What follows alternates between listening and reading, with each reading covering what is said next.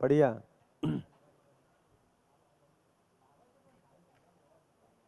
काम तो दृष्टि पर ही करना है।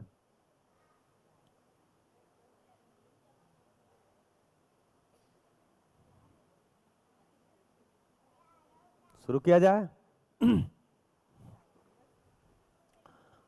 तो मानवीयतापूर्ण आचरण की हम लोग बात कर रहे थे, क्योंकि मैं स्वयं में व्यवस्था को समझूंगा, संबंध में व्यवस्था को समझूंगा, प्रकृति में व्यवस्था को समझूंगा, समाज में व्यवस्था को समझूंगा, तो करूंगा क्या? तो कार्यक्रम निकल के आएगा, मैं आचरण करूंगा। और मेरा आचरण कैसा होगा? समझ के जिएंगे तो मानवीयतापूर्ण होगा, नहीं समझ के जिएंगे तो अमानवीयतापूर्ण होगा। तो एक्चुअली अमानवीयतापूर्ण जीना नहीं होता है, मानवीयतापूर्ण जीते नहीं है तो अमानवीयतापूर्ण हो ही जाता है। जो कि मेरे लिए पीड़ादायी होता है, मुझे ही अच्छा नहीं लगता। तो अभी जो हमने जिया है अभी तक, वो एक्चुअली मुझे ही ठीक नहीं लगा, तो मेरे लिए ही तृप्तिदायक नहीं रहा।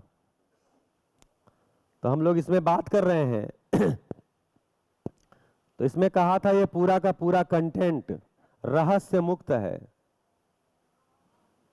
रहस्य मुक्त का मतलब कि जो भी शब्द को यहां लाया जाएगा, उस शब्द की उचित परिभाषा आपके सामने प्रस्ताव के रूप में रखी जाएगी, अर्थात उसका अर्थ रखा जाएगा और कोशिश की जाएगी कि आप उससे इंगित वस्तु तक भी पहुंचे। आप कितना पहुंचेंगे वो आपकी मौज है। क्योंकि आपका ध्यान पूरा है तो आप वस्तु तक पहुंच जाएंगे, थोड़ा है तो थोड़ा पहुंचेंगे, झलक दिखेगी। तो इसमें क्या है? मानवीयतापूर्ण आचरण का मतलब है हुआ मूल्य चरित्र नैतिकता पूर्वक जीता हुआ आचरण ही मानवीयतापूर्ण आचरण है। मूल्य को देखने गया तो 30 मूल्य हैं, 28 मूल्य जो है मानव और उसके व्यवहार में है, 2 मूल्य प्रकृति में है। प्रकृति के साथ नियम पूर्वक जीना ही मूल्य है, मानव के साथ न्याय पूर्वक जीना ही मूल्य पूर्वक जीना है। ऐसा करते हैं तो मेरे में जो क्वालिटेटिव चेंज आता है मेरे चरित्र में आता है, अर्थात मैं स्वधन पे टिकता हूँ, मैं स्व नारी स्व पुरुष पे टिकता हूँ, और मेरा जो व्यवहार है वो दयापूर्ण हो जाता है।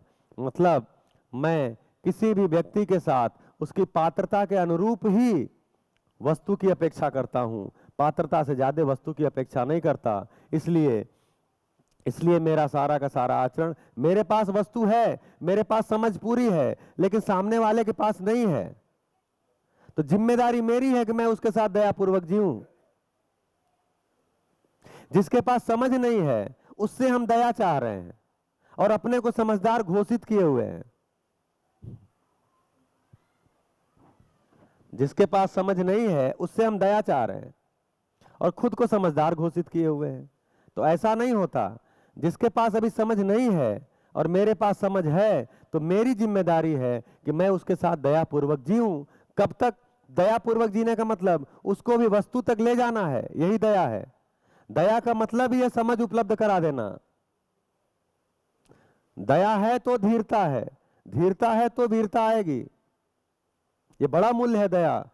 दया है तो धीरता है, धीरता वीरता है, धीरता वीरता उदारता पूर्वक क्या होगा? तो दया में समाहित है धीरता वीरता उदारता। तो मैं दया पूर्वक जीता हूं तो पात्रता को समझता हूं, वैसा मैं आचरण करता हूं, वैसी अपेक्षा रखता हूं और उसके साथ समझ के प्रस्ताव रखता हूं, समझ के कंटेंट देता हूं, जहां कंटेंट चल रहा वहां भेजता हूं। तो इसी को बोला, जो सूत्र बोले थे कि दूसरों की अयोग्यता से प्रभावित न होना हमारी अयोग्यता, हमारी योग्यता है। दूसरों की अयोग्यता से प्रभावित ना होना हमारी योग्यता है। तो दयापूर्ण कार्य व्यवहार ही मेरी योग्यता है कि मैं अब दूसरों की अयोग्यता से प्रभावित नहीं हो रहा हूं, उसकी अयोग्यता को पहचान पा रहा हूं, यह दया है। तो मैं दयापूर्वक जीने लगता हूं, यही मानवीयतापूर्ण आचरण है। इसमें तीसरी चीज बचती है नैतिकता। नैतिकता क्या है? तो 3 नीतियां होती हैं, वो 3 नीतियों पूर्वक जीना ही नैतिकता है। 3 नीतियां होती हैं, अर्थ नीति, राज्य नीति और धर्म नीति।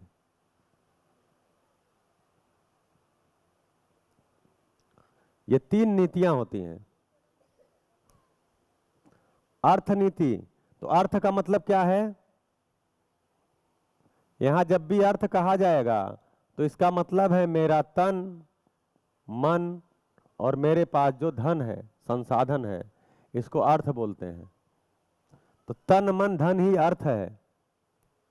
क्यों? क्योंकि इसी को हम लगाते हैं, सारा नियोजन ही इसी का है। पूरी जिंदगी तन लगाते हैं, मन यानी जीवन लगाते हैं, और जो मेरे पास संसाधन है उनको लगाते हैं।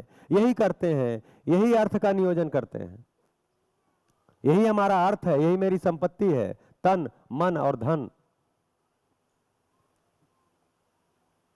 तो अर्थ नीति क्या है कि मेरा तन मन धन का संवर्धन हो। संवर्धन हो का मतलब तन मेरा स्वस्थ रहे, मन मेरा समझदार हो जाए, और जो धन है वो जैसा है वैसा बना रहे और पुष्ट भी होता रहे, समृद्ध होता रहे।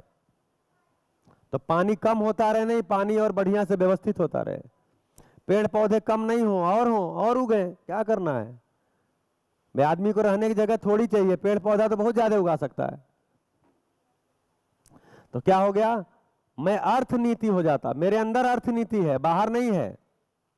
नीति यानी विचार, मेरे विचार में अर्थ नीति है। यानी मैं तन मन धन का संवर्धन पूर्वक जीता हूं तो मेरे अंदर अर्थ नीति है। राजनीति क्या है? तो मैं इस तन मन धन की सुरक्षा करता हूं। राजनीति का मतलब ही है तन मन धन की सुरक्षा। तो जो अभी राजा है मेरा, जिसने मेरी जिम्मेदारी ली हुई है शासन के रूप में, शासक के रूप में, उसकी भी 3 ही जिम्मेदारी है, हर मानव के तन की, मन की, धन की सुरक्षा करे, तभी वो राजनैतिक है। राजनैतिक, राज्यनैतिक, अभी राजनैतिक होगा। राजनैतिक मतलब राज करने की नीति तो अभी राजनैतिक नहीं है, राजनैतिक है। राज कैसे किया जाए, तो राज करने की नीति है। तो जैसे राज कर पाएंगे वो नीति लाएंगे, आपको लड़ा के कर पाएंगे तो लड़ाने वाली नीति लाएंगे। तो राजनीति करते हैं। जब वो राज्य नीति होगी तो तन मन धन की सुरक्षात्मक नीति होगी, अर्थात हर मानव स्वस्थ रहे, उसको सही हवा मिले, सही पानी मिले, सही मिट्टी मिल जाए जिससे उत्पादन कर पाए, सही प्राकृतिक व्यवस्था उसके सामने उपलब्ध हो। यह है तन की सुरक्षा। मन की सुरक्षा का मतलब है उसको सही शिक्षा संस्कार की पद्धति उपलब्ध हो जाए, वस्तु उपलब्ध हो जाए और विधि उपलब्ध हो जाए। यह मन की सुरक्षा है। और धन की सुरक्षा क्या है कि जो भी उसके पास संसाधन है वो सुरक्षित रहे, बने रहे। तो मैं अगर अपने तन मन धन की सुरक्षा करता हूं तो मैं राजनैतिक हूं। सरकारी मेरा ठेका नहीं लिए, ये मेरे अंदर ही है, ये विचार में ही आता है। नीति यानी विचार, तो मेरे विचार में राजनीति है तो मैं तन मन धन की सुरक्षा करता हूं। मेरे विचार में अर्थनीति है तो मैं तन मन धन का संवर्धन करता हूं, बढ़ाता हूं। मेरे अंदर अगर मेरे विचार में धर्म नीति है तो धर्म नीति का मतलब हुआ तन मन धन का सदुपयोग। तन मन धन का सदुपयोग। तो जितनी धर्म गद्दी है, धर्म गद्दी का काम है कि लोगों को बताए कि तन का सदुपयोग कैसे है, मन का सदुपयोग कैसे है, धन का सदुपयोग कैसे है। ये धर्म गद्दी का काम है और ये नीति है, और ये नीति मेरे में है। अगर मैं अपने तन मन धन का सदुपयोग करता हूं तो मैं धर्म नैतिक हूं। तो क्या निकल के आया कि मेरे तन मन धन की सुरक्षा और सदुपयोग ये मेरी जिम्मेदारी है। मेरे तन मन धन की सुरक्षा और सदुपयोग ये मेरी जिम्मेदारी है। इस जिम्मेदारी के साथ मैं जीता हूं तो मैं नैतिक हूं, क्योंकि मैं नीतियों के अनुसार जीता हूं। नीति क्या है? तो तन मन धन का सुरक्षा और तन मन धन का सदुपयोग, यही नीति है। इस नीति के साथ मैं हूं तो नैतिक हूं, तो मेरे अंदर नैतिकता है। तो मैं मूल्य पूर्वक जीता हूं, मैं चरित्र पूर्वक जीता हूं, यानी स्वधन स्वनारी दयापूर्ण कार्य व्यवहार पूर्वक जीता हूं, और मैं नीति पूर्वक जीता हूं तो मैं नैतिक हूं। तो मैं मूल्य पूर्वक जीता हूं, मैं चरित्र पूर्वक जीता हूं, मैं नैतिकता पूर्वक जीता हूं। इसका मतलब है मेरा आचरण मानवीयतापूर्ण आचरण है, और ऐसा आचरण मुझे भी तृप्ति देगा और जिसके साथ करूंगा उसके लिए भी तृप्ति देगा, प्रकृति के लिए भी उपयोगी होगा, मानव के लिए भी उपयोगी होगा और मेरे लिए भी उपयोगी होगा, क्योंकि इसमें सब आ गया। मूल्य में जाएंगे तो मानव के साथ भी आ गया, प्रकृति के साथ भी आ गया। तो मेरा आचरण मानवीयतापूर्ण हो जाए, इसके लिए शिविर है इसके लिए शिक्षा संस्कार है, इसके लिए शिक्षा विधि है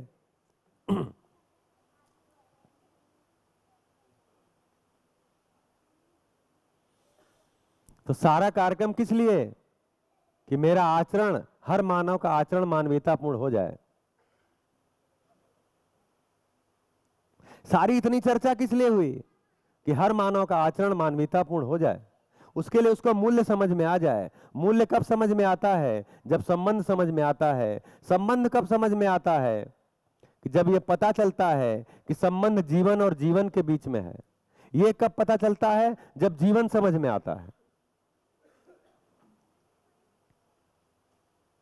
तो कहां आपको ले आया गया? मानवीयतापूर्ण आचरण पे लाना था, उसके लिए जीवन से शुरू किया, क्योंकि आचरण समझ में आता है तो संबंध समझ में आता है, मूल्य तो मूल्य समझ में आता है, चरित्र समझ में आएगा, नैतिकता समझ में आएगी। जब मानव समझ में आएगा, मानव समझ में आएगा का मतलब जीवन समझ में आएगा, इसलिए जीवन से शुरू किया। जीवन को समझिए, फिर जीवन और जीवन के बीच में संबंध होता है, उसको समझिए। उन संबंध में मूल्य होते हैं, अपेक्षाएं होती हैं, उनको समझिए, वैसा जीने लगिए तो मेरा आचरण हो जाएगा। उस आचरण को मानवीयतापूर्ण आचरण बोलते हैं।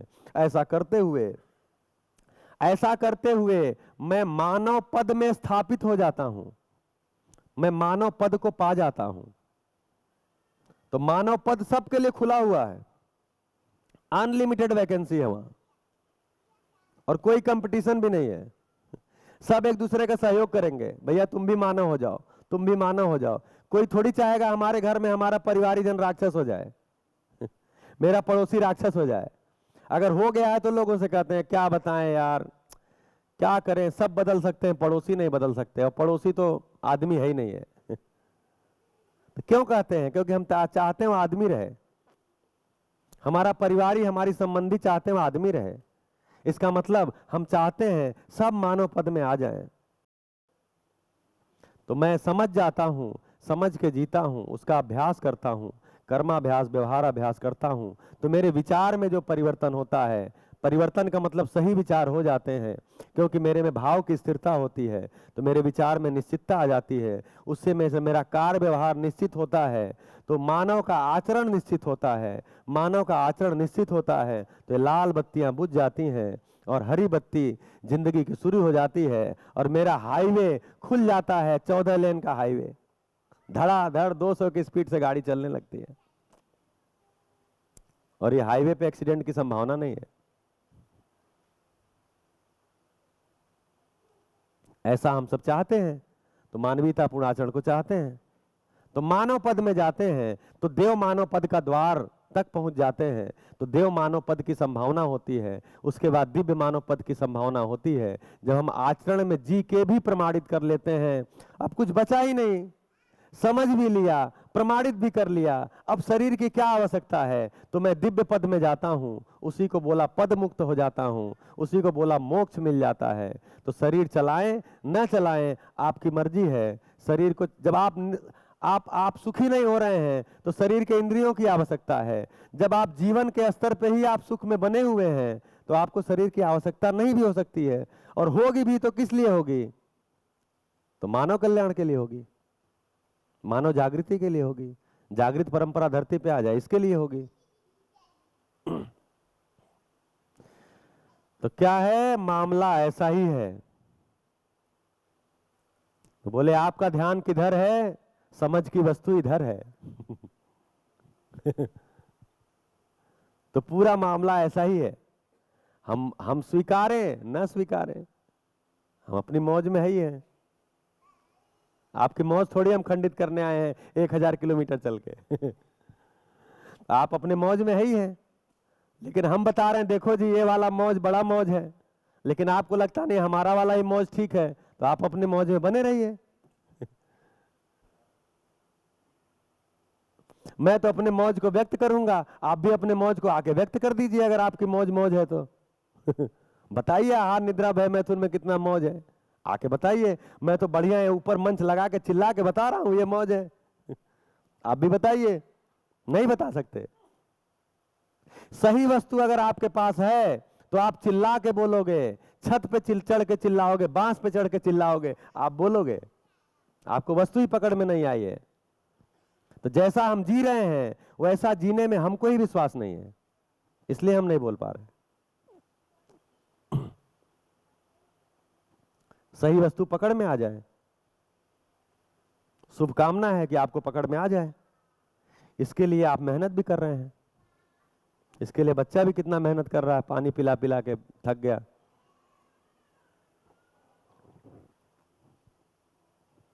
देखिए एक कार्यक्रम को चलाने में कितने सारे लोग लगे हैं। जो यहां दिख रहे हैं वो बहुत सारे लोग नहीं दिख रहे हैं, लेकिन लगे हुए हैं। फिर भी हम मानव को बोलते हैं स्वार्थी है। स्वार्थ की परिभाषा जानते हैं क्या है? स्वार्थ, तो हम सब स्वार्थी ही हैं। स्वयं के अर्थ को जान लेना। स्वयं के अर्थ को, मैं क्या हूं, क्यों हूं, कैसे हूं, इसको जान लेना, इसका मतलब स्वार्थ है। स्व अर्थ, स्वयं के अर्थ को जान लेना। तो हमने शब्द को भी क्या किया है, बहुत सारा अव्यवस्था के अर्थ में परिभाषित कर दिया। तो मेरी शुभकामना है कि आप स्वार्थी हो जाएं। ऐसी शुभकामना सुना है कभी? मेरी शुभकामना है आप स्वर्गीय हो जाएं। ऐसा सुने? स्वर्गीयता क्या है? अनुभव संपन्नता ही स्वर्गीयता है। तब ऐसी ऐसी अच्छी शुभकामनाएं आती हैं, लेकिन बाहर जाके मत बोलिएगा कि आप स्वर्गीय हो जाएं।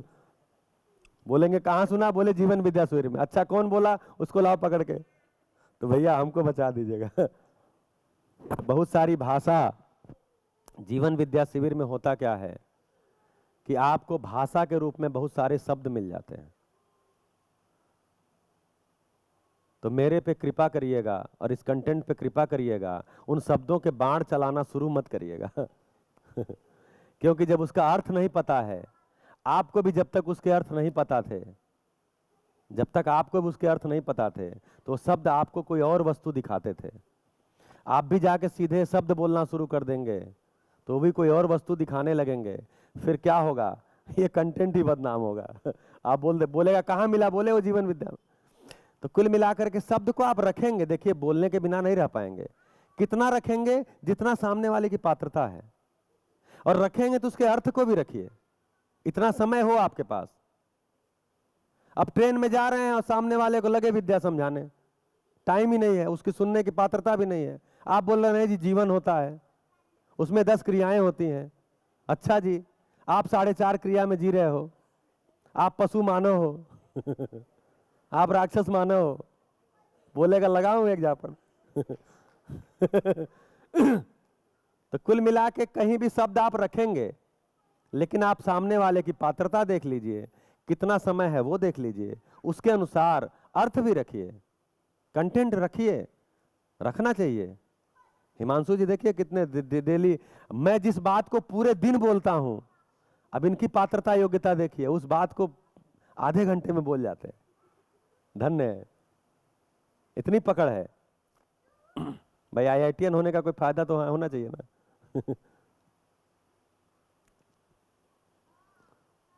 तो क्या चीज है? बात चाहे जितनी हो जाए, पकड़ में तो निष्कर्ष ही आता है। अगर बात बहुत हुई है, आपको निष्कर्ष कुछ आया ही नहीं है, तो उस बात का कोई मतलब नहीं है। निष्कर्ष यहां क्या आया? मैं जीवन हूं, शरीर को चलाता हूं, शरीर मेरा साधन है, साधन को स्वस्थ रखना मेरी जिम्मेदारी है, इसको ठीक ठाक रखना मेरी जिम्मेदारी है। लेकिन साधन ही सब कुछ नहीं है। उस साधन से जाना कहां है? जी मेरी कार है। अच्छा जी, एक कार है। अच्छा जी, क्या है? बढ़िया वाली है। अच्छा जी, इसका इंजन बहुत अच्छा है। बढ़िया है जी। इसका बॉडी देखिए कितना अच्छा है, बढ़िया, लेटेस्ट मॉडल है, बढ़िया है, बहुत महंगी है, बढ़िया है। कहाँ जाना है इस कार से, पता नहीं। तो आप कार का ही वर्णन करते रह गए दिन भर, पता ही नहीं है कि कार चलती भी है कि नहीं चलती है। उससे जाना कहाँ है पता ही नहीं है। तो ये शरीर है, मेरा साधन है, साधन सही रहना चाहिए, साफ सुथरा रहना चाहिए, स्वस्थ रहना चाहिए, ठीक ठाक रहना चाहिए, लेकिन इससे जाना कहाँ है? अब बोले जाना कहाँ है तो पता ही नहीं है। तो ये पता नहीं है तो हम साधन को ही जिंदगी भर साध्य मान के बैठे हुए हैं। तो हम शरीर को ही अपना साध्य मान के बैठे हैं, उसी की पेंट पॉलिश में जिंदगी बिता दिया, शरीर को लेके ही दुखी हो रहे हैं, शरीर को लेके ही सुखी हो रहे हैं। तो शरीर साधन है, ये आपका निष्कर्ष बनता है। इसको चलाने वाला जीवन है। जब भी गुणात्मक परिवर्तन होगा तो इस जीवन में होगा। शरीर में कोई गुणात्मक परिवर्तन नहीं है, शरीर अपने आप में परफेक्ट है, नियम से है। आप केवल उसको बनाए रखिए, तन मन धन का, यानी आप नैतिक हो जाइए, केवल नैतिक हो जाइए कि जो आपको तन मिला है वो जैसा है उसको स्वस्थ रखिए, वैसा ही रखिए, उसका सदुपयोग करिए, उसकी सुरक्षा करिए। और सदुपयोग और सुरक्षा यहां से आएगी जब समझ आएगी। तो समझने की चीज क्या है? जीवन है, संबंध है, उसमें मूल्य है, प्रकृति है, उसमें नियम है, मानव है, उसमें व्यवहार है, व्यवहार में क्या है? मूल्य है। समझने की वस्तु वो है, अस्तित्व है, समझने की वस्तु है। कैसा है? सह अस्तित्व है। सह अस्तित्व मतलब क्या है? व्यापक है, स्पेस है, उसमें इकाइयां हैं, यूनिट्स हैं। वो इकाइयां अपने रूप गुण स्वभाव धर्म सहित हैं। रूप और गुण इकाइयों का होता है, स्वभाव और धर्म अवस्था का होता है। किसी इकाई का स्वभाव धर्म समझना है तो उसकी अवस्था में जाते हैं। जैसे पदार्थ अवस्था का स्वभाव है संगठन और विघटन, इसीलिए पदार्थ अवस्था में रूप परिवर्तन होता है, क्योंकि पदार्थ अवस्था में परमाणु संगठित हो सकते हैं और विघटित भी हो सकते हैं। इसको मानव ने पहचाना है। तो बहुत सारी चीजें खुद भी संगठित विघटित होती हैं, बहुत सारी चीजों को मानव संगठित और विघटित करता है, क्योंकि उसने स्वभाव को पहचान लिया है, नियम को पहचान लिया है। धर्म क्या है? होना होना होना। पदार्थ अवस्था अविनाशी है, अविनाशी है, न्यूनतम परमाणु रहेगा ही रहेगा, ऐसा पहचान में आया। फिर पेड़ पौधे में आते हैं तो इनका रूप गुण होता है। हर पेड़ पौधे का रूप गुण होता है, कोई रूप है और उसका गुण है। गुण कैसे पता चलता है? रूप तो देख के पता चलता है, गुण कैसे पता चलता है? तो गुण परस्परता में पता चलता है। किसी भी इकाई का, भाई कोई चीज खट्टी है वो रूप से थोड़ी लगती है खट्टी है। मैं कोई चीज खाया नहीं हूं, अब आप वहां रख दीजिए, बोलिए भैया इसका स्वाद कैसा होगा, तो हम क्या उसको देख के बता पाएंगे खट्टा होगा कि मीठा होगा कि नमकीन होगा? क्या करना पड़ेगा? उसका मेरी जीभ से परस्परता लानी पड़ेगी, तब हम बताएंगे अच्छा है तो खट्टा है। तो गुण जो होते हैं वो परस्परता में व्यक्त होते हैं, रूप अकेले में व्यक्त हो जाता है। रूप देख के आप बता सकते हैं ऐसा रूप है। रूप का मतलब जैसे बोले थे आकार, आयतन, घनत्व।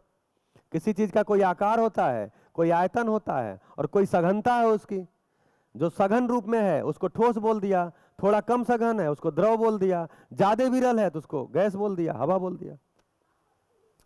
तो आकार, आयतन, घन के रूप में रूप होता है। तो रूप इकाई का होता है, गुण इकाई में निहित होता है लेकिन परस्परता में व्यक्त होता है। स्वभाव अवस्था का होता है। अब स्वभाव पहचानना है तो उस अवस्था में जाएंगे। धर्म भी अवस्था का होता है। तो पेड़ पौधों का रूप गुण होता है। स्वभाव क्या है पेड़ पौधों का? हम प्रकृति में व्यवस्था इसी पे कर देते हैं।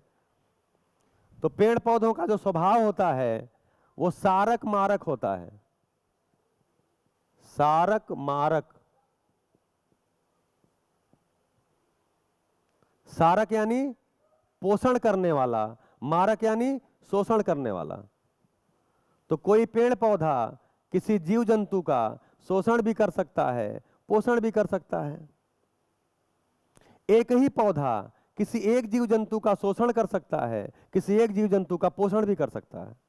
यानी वो गुण उसमें दोनों ही होता है, ये उसका स्वभाव है, सारक और मारक। जैसे मानव ने क्या पहचाना आहार के मामले में कि कौन कौन सी वनस्पतियां हैं, कौन कौन से पत्ते हैं, कौन कौन से फल हैं, कौन से फूल हैं जो मेरे लिए सारक हैं। आहार, पेड़ पौधों से क्या चीज को पहचाना है मानव ने? आहार और औषधि को पहचाना है। तो क्या क्या आहार के लिए है, क्या क्या औषधि के लिए है? किसी चीज का फल आहार के लिए है, उसी का जड़ औषधि के लिए होता है। आहार और औषधि में क्या अंतर है? आहार और औषधि में क्या अंतर है?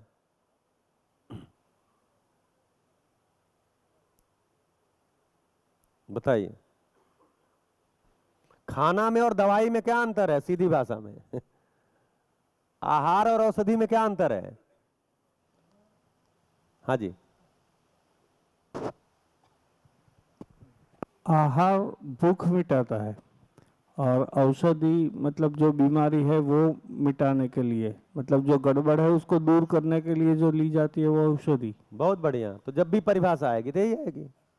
अब इसमें मात्रा के हिसाब से देखे चाहिए होता है और औषधि कम चाहिए होता है, और आहार लगभग रोज चाहिए होता है और औषधि जब बीमारी हो तब चाहिए होता है।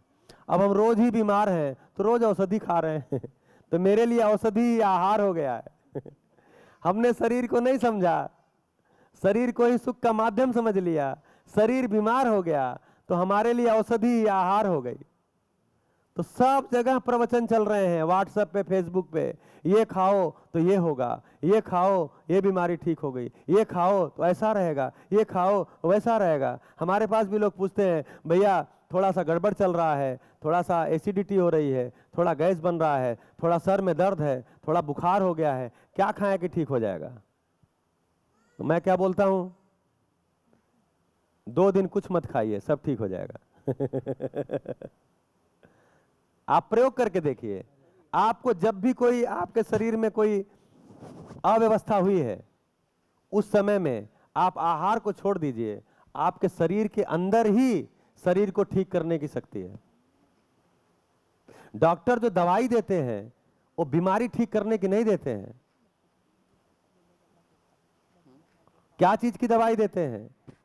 कि जो आपको बीमारी हो गई है उसका फैलाव ना हो, उसके कारण कोई दूसरा इफेक्ट ना आए, उसको रोकने के लिए देते हैं। बाकी शरीर तो अपने आप को ही ठीक करती है। और बोल भी देते हैं डॉक्टर, आप पे दवा असर नहीं कर रही है। इसका मतलब क्या है? आपका ऑटो रिपेयर सिस्टम वीक हो चुका है। क्यों बोलते हैं आप पे दवा असर नहीं कर रही? इसका मतलब क्या हुआ? तो पहले भी दवा आपको ठीक नहीं कर रही थी। तो दवा केवल इतना ही काम करती है कि आपकी जो बीमारी है वो बढ़े ना, फैले ना, उसका फैलाव ना हो जाए। दूसरा, वो बीमारी से कोई और अंग इफेक्ट ना आ जाए, उसका कोई बैड इफेक्ट जो और जगहों पे होता है वो ना आ जाए, उसको रोकती है। शरीर तो अपने आप ही ठीक होता है।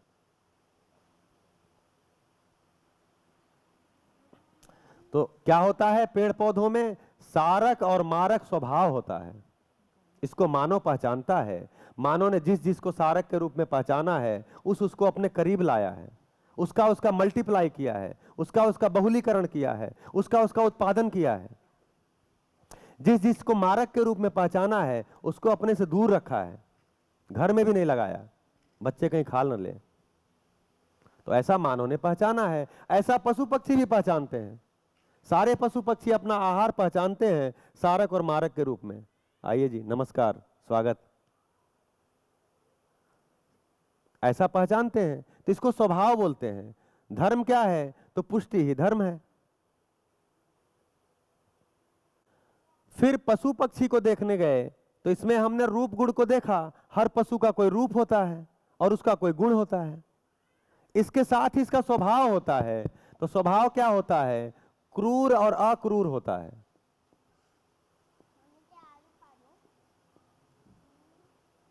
कोई पशु पक्षी क्रूर होता है, कोई पशु पक्षी अक्रूर होता है। और एक ही पशु पक्षी किसी के लिए क्रूर होता है और किसी के लिए अक्रूर होता है। जैसे कुत्ता बिल्ली के लिए क्रूर है, शेर के लिए अक्रूर है, उससे डरता है। तो लेकिन क्रूरता उसके अंदर है ही है, भाई शेर पे भी अटैक करता ही है बचने के लिए, डिफेंड के लिए, लेकिन भरसक उससे भगता है, डरता है। तो एक ही पशु पक्षी के अंदर भी क्रूर अक्रूर होता है। तो जब स्वभाव को पहचानने जाएंगे तो उस अवस्था में जाना पड़ेगा। तो स्वभाव जीवावस्था का होता है और धर्म क्या है? तो जीने की आशा ही धर्म है। मानव को समझने गए तो मानव का स्वभाव क्या है?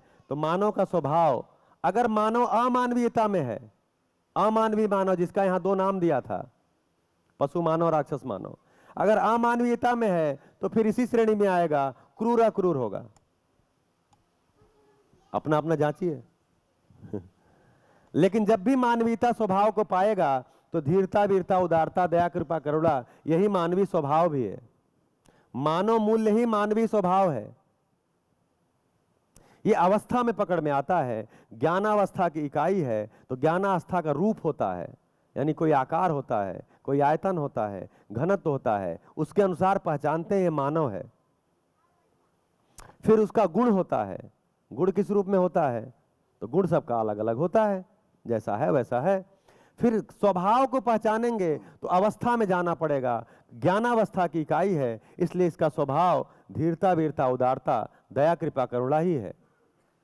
अगर इस भाव में नहीं है, स्वभाव का मतलब क्या होता है? स्वीकृत भाव, जो मुझे स्वीकार है, जो सबको स्वीकार है। तो एक मानव से क्या स्वीकार है? कि वो धीरता, वीरता, उदारता, दया, कृपा, करुणा पूर्वक ही होगा। यही स्वभाव है। अगर स्वभाव में नहीं है तो परभाव में है। परभाव का मतलब क्या हुआ? फिर वो पशु पक्षी के भाव में है, वो क्रूर अक्रूर है। तो स्वभाव पहचान में आता है, ऐसे ही धर्म पहचान में आता है कि मानव का धर्म क्या है।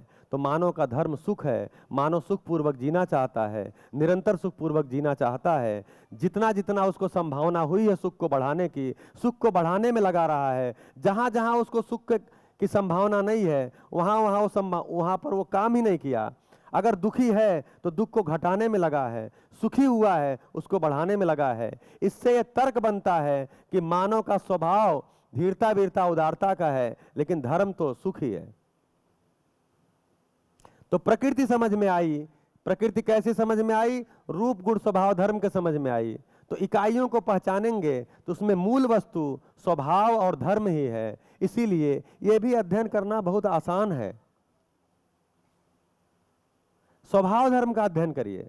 रूप गुण का कितना भी करेंगे तो उपयोगिता सदुपयोगिता के अर्थ में करेंगे तो स्वभाव धर्म को पहचान लिया जाए, उसके बाद रूप गुण अपने आप ही स्पष्ट हो जाएगा। अभी हमने ज्यादा रूप गुण का ही अध्ययन किया, तो तब हमको लगता है ज्ञान बहुत बड़ा है। हाँ, इतना सारे पेड़ पौधे, इतने सारे जीव जंतु, इतना सारा मानव कैसे अध्ययन करेंगे? तो जब स्वभाव धर्म का करेंगे तो कम हो जाता है। 4 अवस्था है, उन्हीं का स्वभाव धर्म का अध्ययन करना है, तो वो भी अध्ययन की वस्तु कम हो जाती है। मानव को अध्ययन करने जाते हैं तो जीवन का अध्ययन करना है, व्यवहार का करना है, उसमें मूल्यों का करना है, कुल मिला के 30 मूल्य हैं, ये भी अध्ययन की वस्तु कम हो जाती है। आचरण को समझने जाते हैं तो मानवीयता पूर्ण आचरण है, उसमें मूल्य, चरित्र, नैतिकता है, ये भी 3 ही है, इसका भी अध्ययन आसान हो जाता है, कम हो जाता है। लेकिन इन सब के मूल में क्या है? अगर जीवन क्रिया पकड़ में नहीं आई, देखिए जीवन विद्या शिविर, मध्यस्थ दर्शन सह अस्तित्ववाद, इसका जो कोर है वो जीवन है। जीवन समझ में नहीं आया तो चूंकि मानव जीवन है और शरीर को चलाता है, तो जीवन समझ में आता है तो मानवीय शिक्षा समझ में आती है, तो मानवीय आचरण समझ में आता है। अगर जीवन समझ में नहीं आया तो मानवीय शिक्षा, मानवीय आचरण नहीं समझ में आता है। ऐसा इसमें प्रस्ताव है। जीवन को समझना है, 10 क्रियाओं का पुंज है, ये समझ में आता है तो मानवीय आचरण, मानवीय शिक्षा मेरे सामने खुल जाती है।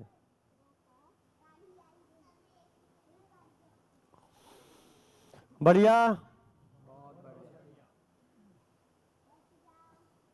तो समाज में व्यवस्था जो है इसको थोड़े में ही रखते हैं, इसको डिटेल करने की आवश्यकता नहीं होगी बहुत ज्यादा, क्योंकि अभी हमारा सामाजिकता पे ध्यान नहीं है, तो जितना भी ध्यान जाएगा तो 5, जब भी समाज होगा तो उसमें 5 योजनाएं होंगी। योजना मानव के लिए है, तो मानव के लिए क्या चाहिए? शिक्षा संस्कार चाहिए। तो गांव के स्तर पे, क्षेत्र के स्तर पे, मंडल के स्तर पे, राज्य के स्तर पे, विश्व के स्तर पे, जिस भी स्तर पर जो योजना बनेगी मानवीय शिक्षा संस्कार की बनेगी। फिर मानव जीवन और शरीर भी है, तो शरीर स्वस्थ रहना चाहता है तो उसके लिए स्वास्थ्य संयम की योजना बनेगी। फिर शरीर को सुविधा चाहिए तो सुविधा के लिए उत्पादन चाहिए, तो उत्पादन की योजना बनेगी। बस क्या रहेगा? हमारे समझ रहेगी तो उत्पादन करते समय क्या करना है। अभी उत्पादन तो हो ही रहा है ना, लेकिन क्या उत्पादन करने की चीज है, क्यों उत्पादन करना है, कैसे उत्पादन करना है, कितना उत्पादन करना है, ये गड़बड़ हो गया। पता लगा टीवी बनते बनते इतनी टेलीविजन बन गए, अब सेल लग गई उसकी, चलो आधे दाम पे ले जाओ। दिल्ली और नोएडा में मकान बनते बनते इतने मकान बन गए, मकान ही मकान है, खरीदने वाले है ही नहीं है। तो क्या होगा? समझ नहीं आएगी तो क्या उत्पादन करना है, पहले क्या इसमें से तय होगा? क्या क्यों उत्पादन के संदर्भ में, क्या क्यों कैसे में से क्या पहले निर्धारित होगा? क्यों करना है, पहले क्यों करना है ये पता चलेगा। तो मानव शरीर है, शरीर जिंदा रहना चाहता है, यानी शरीर स्वस्थ रहेगा तो मेरा जीवन प्रमाणित होगा। तो मानव शरीर को जिंदा बनाए रखने के लिए और संबंधों के निर्वाह के लिए सुविधा एक अनिवार्य आवश्यकता है, ये पता चलता है तो क्यों स्पष्ट होता है। तब क्या होगा? क्या उत्पादन करना है? तो उत्पादन करने की 6 वस्तुएं होती हैं। आहार के लिए, आवास के लिए, अलंकार, अलंकार यानी जो शरीर को चाहिए, शरीर के ताप को नियंत्रित करने के लिए, ये कपड़ा लत्ता है, सारी चीजें अलंकार। तो आहार, आवास, अलंकार, और इसके अलावा इसको सामान्य आकांक्षा बोलते हैं। इसके अलावा दूरदर्शन यानी दूर की चीजें देखना चाहता है, दूरगमन दूर दूर जाना चाहता है, दूर श्रवण दूर की चीजें सुनना भी चाहता है, इसको महत्वाकांक्षा बोला। तो ये 6 प्रकार की आवश्यकताएं पहचान में आती हैं। तो क्या उत्पादन करना है, जब क्यों पता चल गया तो क्या पता चलता है, क्या पता चल गया तब कैसे अपने आप समझदार मानव तय कर लेगा। कैसे होगा? नियम पूर्वक। नियम क्या समझ में आता है? प्रकृति में 4 अवस्थाएं हैं, चारों अवस्थाएं धरती के लिए आवश्यक हैं, सारी अवस्थाएं नियम से हैं, पूरकता में हैं, तब मानव कैसे उत्पादन करेगा उस समय तय हो जाएगा। तब उत्पादन कार्य योजना का सफल होगी। उसके बाद मानव है तो न्याय चाहिए भाई, कुछ ना समझ होंगे, कुछ ना समझ होंगे, कोई अन्याय हो गया उसके लिए कोई समिति चाहिए कि नहीं चाहिए, कोई मंत्रालय चाहिए कि नहीं चाहिए, वो भी मंत्रालय रहेगा, क्या दिक्कत है, जहां मूल्य समझाया जाएगा, व्यवहार समझाया जाएगा। फिर विनिमय कोष होगा कि मैं कुछ उत्पादन करता हूं, आप कुछ उत्पादन करते हैं, कोई जरूरी नहीं है कि मैं, देखिए एक मानव जितने सुविधाओं का उपयोग करता है उतनी सुविधाओं को अकेले उत्पादन नहीं कर सकता। आहार, आवास, अलंकार, दूरगमन, दूरश्रवण, दूर दर्शन से संबंध में जितनी सुविधाओं का मानव उपयोग करता है अकेले उत्पादन नहीं कर सकता। एक गांव भी उतना उत्पादन नहीं कर सकता, एक राज्य भी नहीं कर सकता। इसलिए विनिमय के लिए एक्सचेंज करना ही पड़ेगा, तो विनिमय कोष होगा। तो ये समझ में आता है कि 5 योजनाएं होंगी। इन 5 योजनाओं में तो समाज में व्यवस्था होगी, तो 5 योजनाएं होंगी, और 5 योजनाएं होंगी तो समाज व्यवस्थित होगा।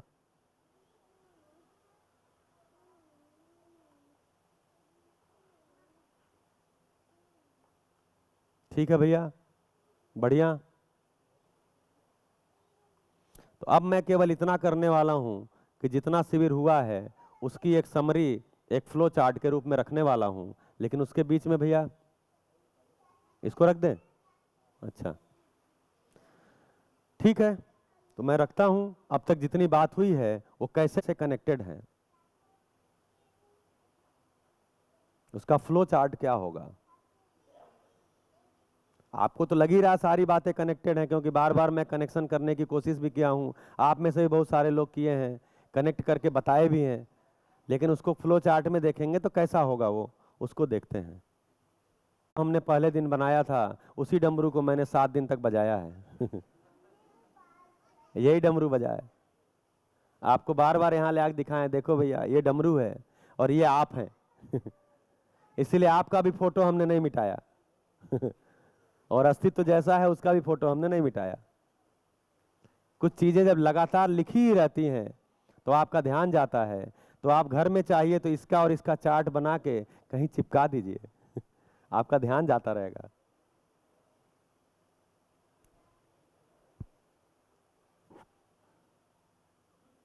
बढ़िया।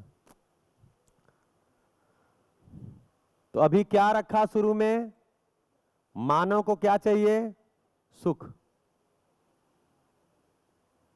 मानव सुख का आकांक्षी है।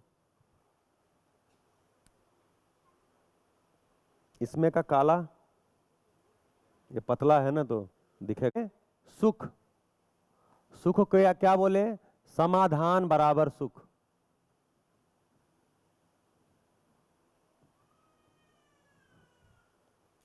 समाधान बराबर सुख, ऐसा बोले हैं। समाधान किसको बोले, तो बोले समझ ही समाधान है। समझ का ही नाम समाधान बोले, तो जो समाधान यहां हम सेटलमेंट नहीं बोल रहे हैं, समझ को बोल रहे हैं। इसमें 3 चीजें आती हैं समझ में। क्या 3 चीजें आती हैं, क्या,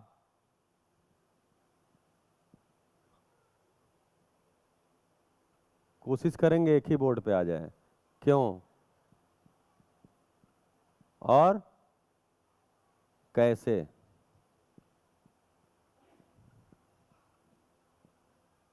ये 3 के उत्तर को समझ बोला। तो क्या को बोलते हैं सामान्य बोलचाल की भाषा में, क्या को बोलते हैं ज्ञान।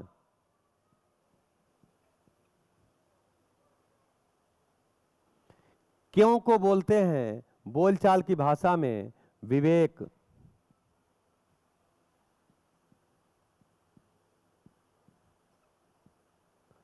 कैसे को बोलचाल की भाषा में बोलते हैं विज्ञान।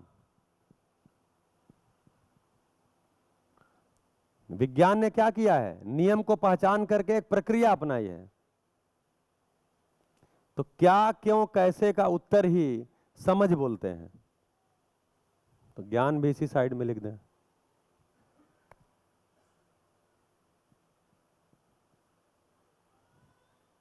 तो समझ क्या है, क्या क्यों कैसे का उत्तर, यानी ज्ञान विवेक विज्ञान संपन्नता ही समझ है।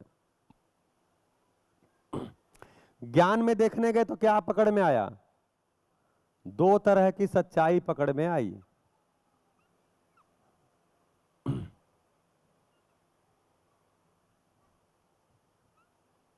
एक तो इकाई समझ में आई,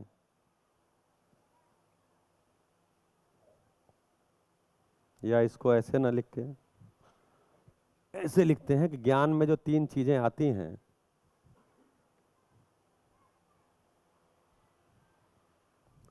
तो पहला बोला अस्तित्व क्या है, अस्तित्व ज्ञान।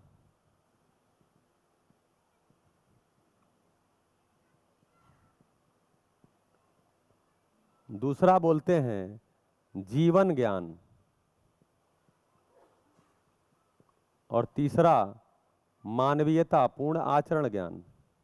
बात चर्चा किया।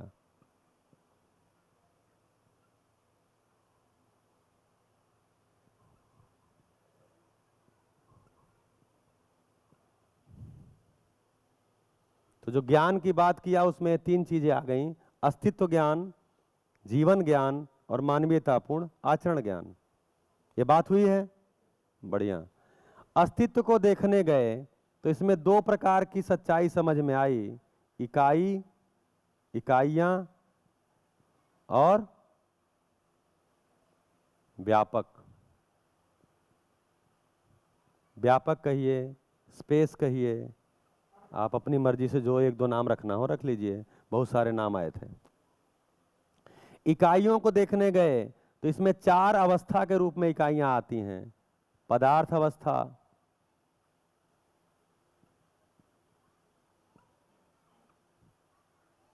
प्राण अवस्था,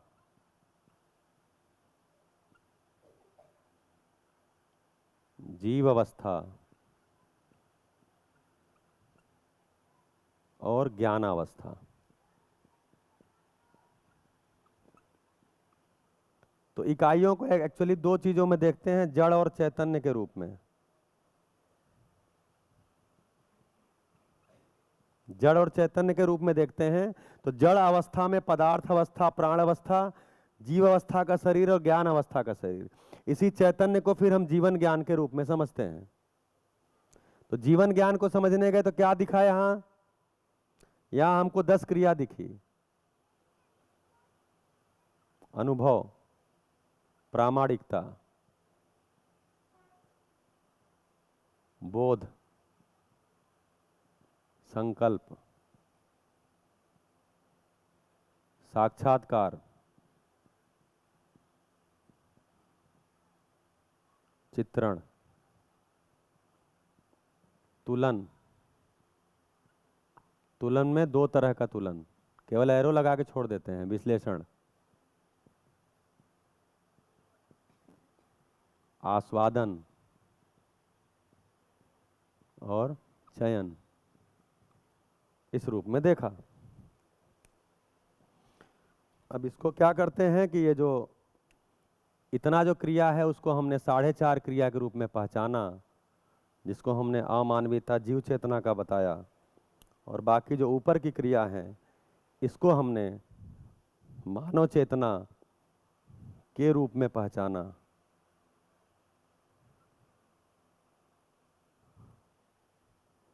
इसको ब्लॉक B1 लिखा और इसको B2 लिखा। इस लाल वाले हिस्से को, तुलन को इसमें ही लेना है ना,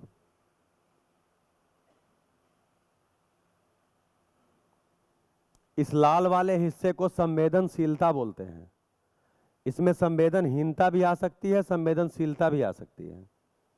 लेकिन जो नीला वाला हिस्सा है वो संज्ञानीयता है, ज्ञान हो गया, समझ हो गया। तो उसमें संवेदनशीलता संज्ञानीयता के अर्थ में नियंत्रित होती है। ये बात बीच में नहीं हो पाई थी कि जब हम संवेदनशीलता जो है, संवेदनहीनता जो है, वो नियंत्रित कैसे होगी? संज्ञानीयता के अर्थ में। ज्ञान नहीं है तो संवेदनहीनता और संवेदनशीलता नियंत्रित नहीं होती। इस प्रकार से हमने जीवन ज्ञान को देखा। फिर मानवीयता पूर्ण आचरण ज्ञान को आज हमने देखा। तो ये 3 प्रकार से हमको दिखाई दिया, मूल्य, चरित्र और नैतिकता के रूप में। इसमें मूल्य देखे तो 30 मूल्य हमको समझ में आए। चरित्र को देखने गए तो इसमें 3 चीजें, स्वधन, स्वनारी, स्वपुरुष और दयापूर्ण कार्य व्यवहार।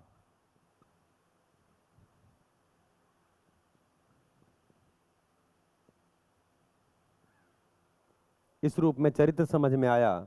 नैतिकता को देखने गए तो ये 3 नीतियों के रूप में समझ में आया, अर्थ नीति, राज्य नीति और धर्म नीति।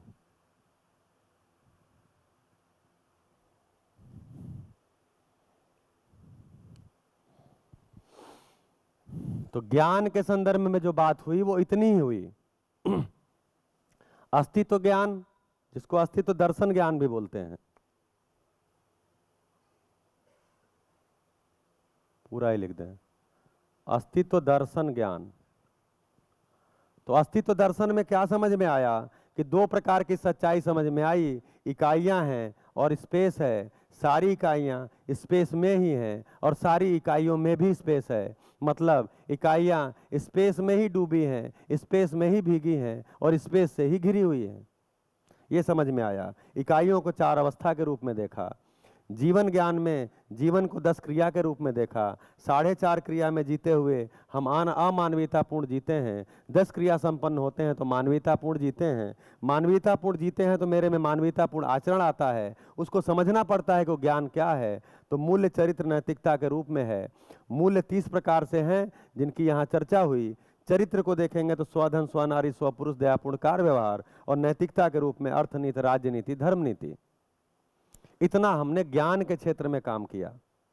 अभी विवेक वाली बात हुई नहीं है, लेकिन इसको हम रख सकते हैं कि जो विवेक है क्यों है, तो क्यों कब पता चलता है, मानव क्यों है, अस्तित्व क्यों है, ये कब पता चलता है। तो जब मुझे अस्तित्व का लक्ष्य पता होता है, मेरा लक्ष्य पता होता है, तो जो मैं जीता हूं तो बोलते हैं विवेक पूर्वक जी रहे हैं। तो लक्ष्य पता होने का मतलब क्या हुआ, क्या क्या चीजें नश्वर हैं और क्या क्या चीज अमर है और क्या नित्य वस्तु है, यह विवेक में स्पष्ट होता है, इसी को विवेक बोलते हैं। तो हम देखने गए तो शरीर की नश्वरता का ज्ञान हुआ कि शरीर नश्वर है। कैसे बोले शरीर नश्वर है, क्योंकि यह भौतिक रासायनिक इकाई है। शरीर के नश्वरता का ज्ञान,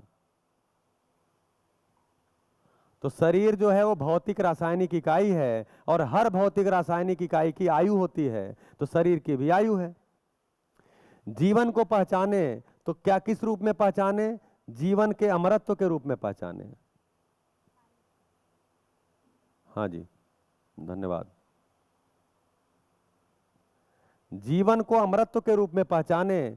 कैसे अमरत्व के रूप में पहचाने कि मेरे में जो क्रिया होती है, मेरे में जो कल्पना होती है, वो असीम होती है, निरंतर होती है, उसमें घटती ही नहीं। मैं बूढ़ा हूँ, बीमार हूँ, बच्चा हूँ, बिस्तर पे पड़ा हूँ, मृत्यु के करीब हूँ, लेकिन कल्पना मेरे में चलती ही रहती है। इसका मतलब वो अक्षय है, खत्म नहीं होती। तो अक्षय बल, अक्षय शक्ति के रूप में हमने क्रियाओं को देखा। तो जो चीज अक्षय है वो मर नहीं सकती, इसलिए हमने देखा कि जीवन अमर है। मतलब भाषा के रूप में नहीं देखा, तर्क के रूप में देखा।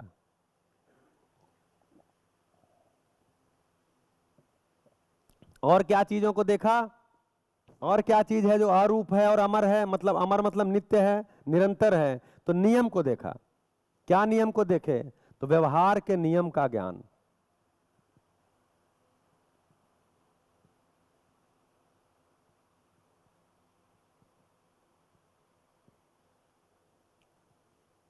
मानव के साथ क्या व्यवहार होगा, प्रकृति के साथ कैसे जिएंगे, ये नियम पकड़ में आता है।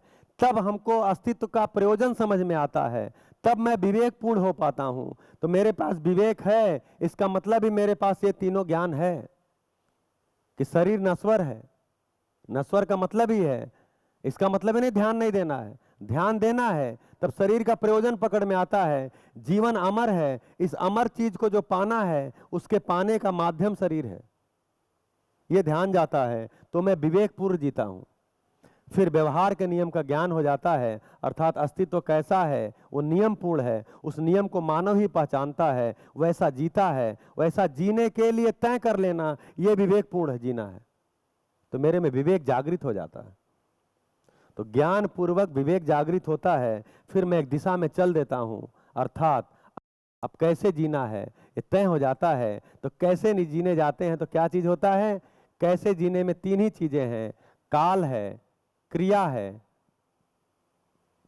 काल है, और उसके अनुसार निर्णय है।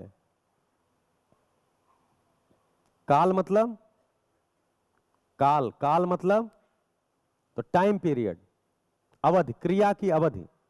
जैसे बोलते हैं ना कि धरती का अपने अक्ष पे घूमना 24 घंटे में हो जाता है। तो धरती अपने अक्ष पे घूम ले, उसके लिए काल क्या है, तो हमने एक निर्धारित किया 24 घंटा। ये 24 घंटा हमारा बनाया हुआ है। लेकिन वैसे अस्तित्व में देखेंगे तो क्या है, एक दिन और एक रात होने में एक धरती एक चक्कर घूम जाती है। तो उसका काल को हमने पहचाना, एक दिन एक रात होगा, इसका मतलब धरती एक चक्कर घूम गई। तो काल को पहचानते हैं। काल मतलब वो वाला काल नहीं जिससे डरा जाता है, काल का मतलब टाइम पीरियड। तो पूरा का पूरा विज्ञान क्या चीज है? क्रियावादी है, कालवादी है, निर्णयवादी है। साइंस करता क्या है? क्रिया को पहचानता है, उसके पीरियड को पहचानता है और निर्णय ले लेता है ये चीज बनाओ। जैसे सीमेंट बनाया तो क्या चीज बनाया? सीमेंट की क्रिया को पहचाना कि सीमेंट एक चिपकने वाली कुछ मटेरियल इकट्ठा किया, रसायन, उनको मिलाया और बोला कि इसकी पकड़ होगी। क्यों? क्योंकि इसमें ऐसी क्रिया होती है, ये पकड़ेगा। अच्छा, कितने दिन तक पकड़े रहेगा? तो बोले ये 70-80 साल तक पकड़े रहेगा। तो काल को भी पहचाना, केवल क्रिया को नहीं पहचान सकते, क्रिया की अवधि होती है। भाई व्यापक को, अस्तित्व को पूर्ण क्यों कह रहे हैं? कि वो स्वयं में कोई क्रिया नहीं है, इसका इसीलिए उसकी अवधि नहीं है भैया, इसीलिए अवधि नहीं है। कब से है कब तक है? तो जो चीज क्रिया ही नहीं है उसका काल नहीं होता। टाइम नहीं बता सकते कब अस्तित्व बना था कब तक रहेगा, क्योंकि वो क्रिया ही नहीं है। इसलिए वो है और है। तो व्यापक में क्रिया नहीं है, इसलिए व्यापक काल से मुक्त है। क्रिया शून्य है, इसलिए काल नहीं है। कोई क्रिया है तो काल के साथ जुड़ी हुई है, उसका काल होता है।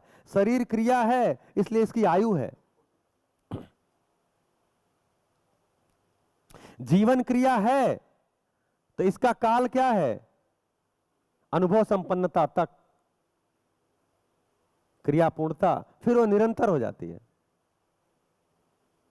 अब उसके बाद निरंतरता आ गई, फिर भी निरंतरता है, नित्य नहीं है, क्रिया शून्य नहीं है, वो क्रिया है ही है, निरंतरता के रूप में बनी हुई है। तो विज्ञान क्या करता है? क्रिया को पहचानता है, निर्णय लेता है। इसके कारण हमारे सामने इतने सारी सुविधाओं से संपन्न सब कुछ खड़ा हुआ है, क्योंकि विज्ञान क्रिया को पहचाना, काल को पहचाना और निर्णय लिया। क्रिया बनाया नहीं विज्ञान ने। जैसे कल चर्चा हुआ न्यूटन का नियम, तो न्यूटन का नियम न्यूटन ने बनाया नहीं, अस्तित्व में नियम था, न्यूटन ने पहचान लिया।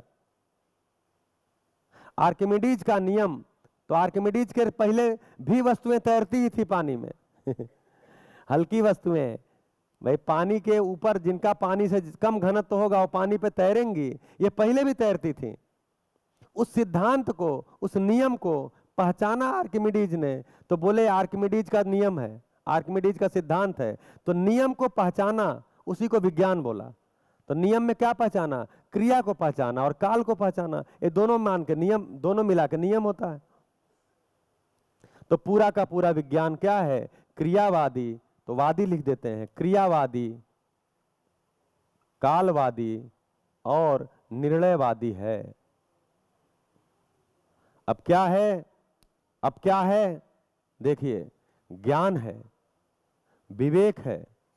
तो विज्ञान में क्या है? अस्तित्व ऐसा ही है, अस्तित्व ऐसा ही है, जीवन ऐसा ही है, मानवीयतापूर्ण आचरण जब भी होगा ऐसा ही होगा, और ऐसा ही होगा ये मैं पहचानता हूं तो मैं विवेकमान हूं, और ये विज्ञान फिर मैं उस दिशा में चल देता हूं। तो पूरा का पूरा अस्तित्व, पूरा का पूरा जो डमरू है और इसके साथ व्यापक है, इसको जोड़ेंगे तो पूरा का पूरा अस्तित्व ऐसा ही है, ऐसा ही जाएगा, ऐसा ही जाएगा। तो कोई गाड़ी जा रही है, उस गाड़ी को समझ लेते हैं तो हम उसमें बैठ जाते हैं और उस गाड़ी के दिशा में बढ़ जाते हैं। तो गाड़ी को समझते हैं, अपने लक्ष्य को समझते हैं, दिशा में बढ़ जाते हैं। अस्तित्व ऐसा ही है, मानव ऐसा ही है, ऐसा ही है, इसी दिशा में जा रहा है।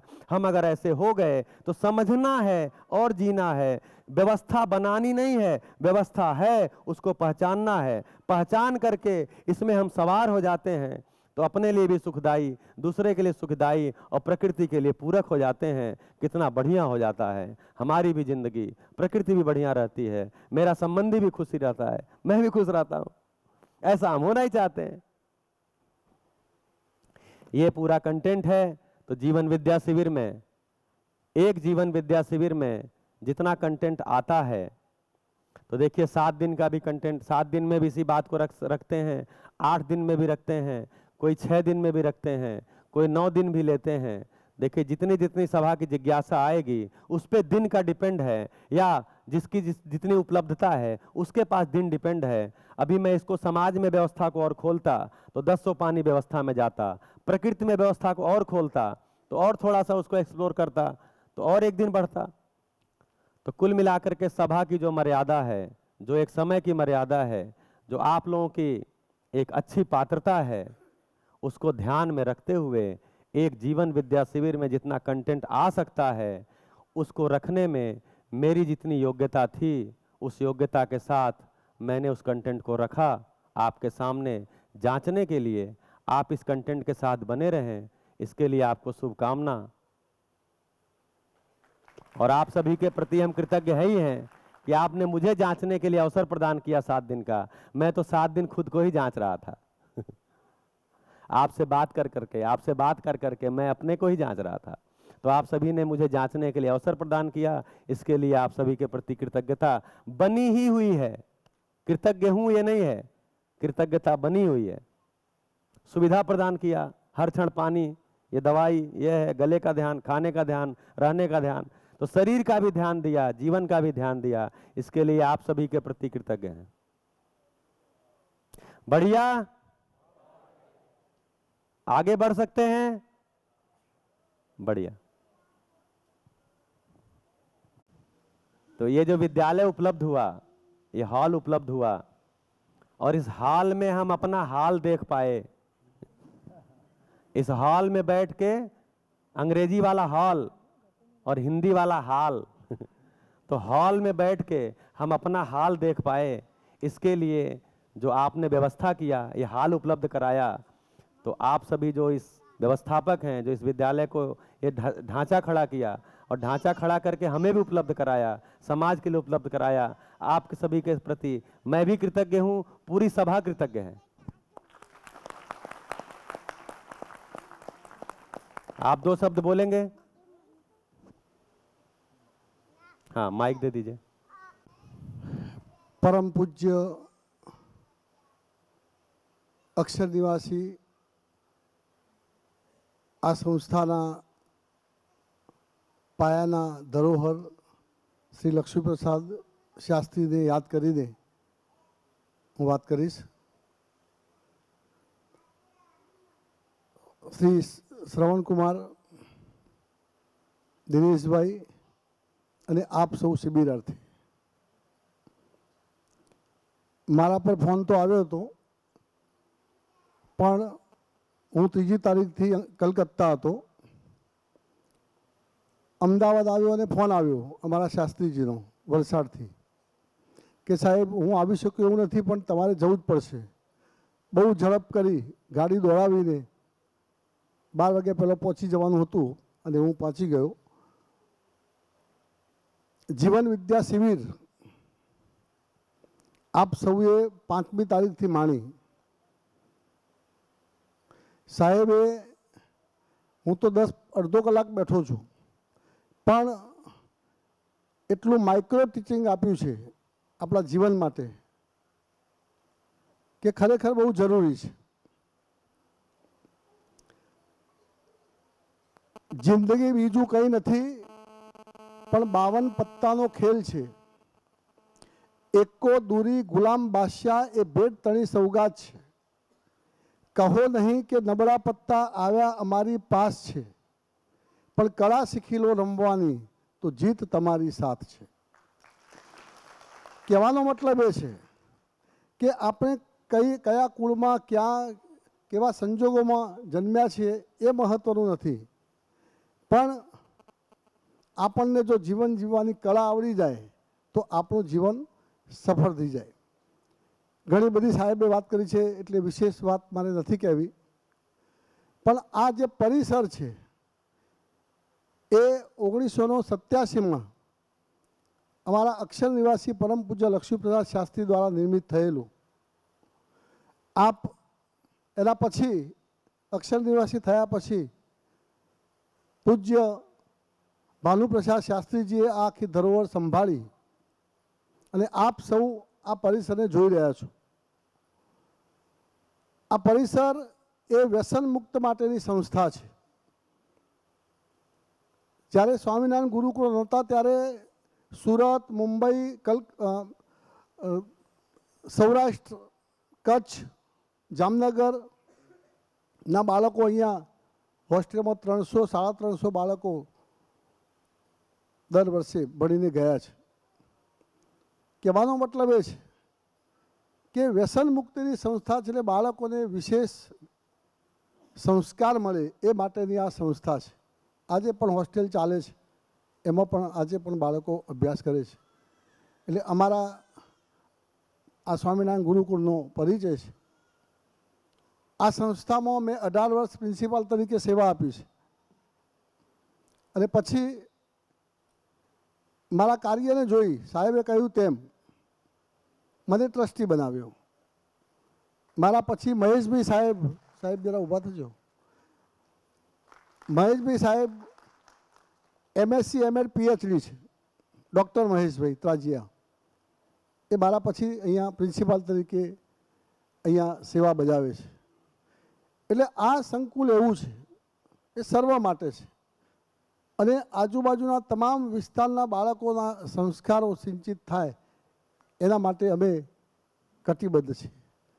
મને અહીં બોલાવ્યો બદલ આપ સૌનો પણ આભાર માનું છું.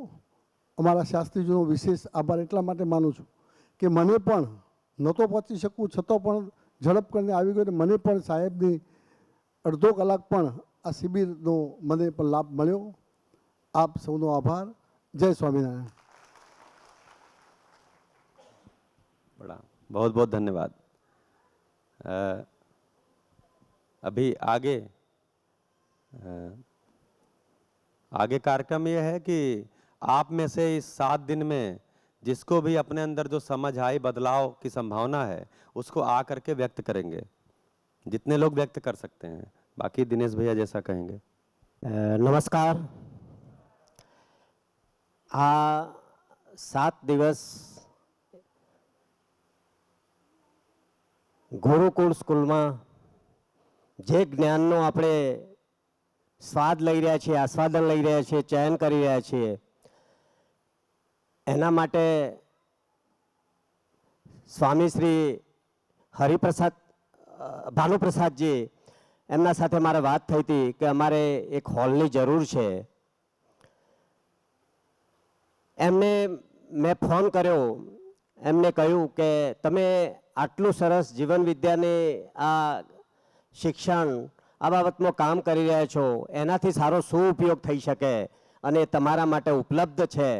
અને આપણે આટલી સરસ સુવિધાગ્રસ્ત શાંત પ્રાંગણ, એટલું પવિત્ર વાતાવરણ, આ વાતાવરણમાં આપણે જે ખરેખર શ્રવણ ભૈયાની જે પ્રબોધક તરીકે એમને સોંભળ્યા અને આ હોલનો, આ સ્કૂલનો, આ પ્રાંગણનો, આ બધાનો આપણને એ પ્રયોજન માટે એમને ખરેખર એ આપ્યો, તો એ મેનેજમેન્ટના આપણે ખરેખર આભારી છીએ.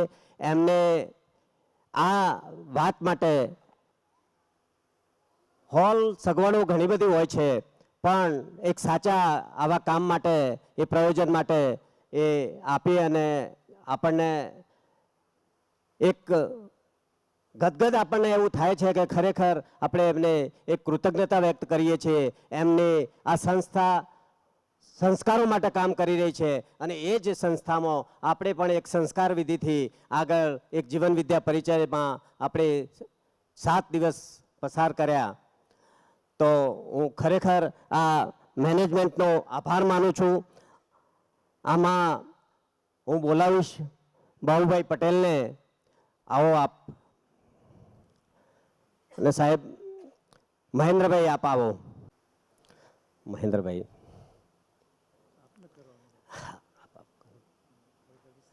હા હા નહીં નહીં નહીં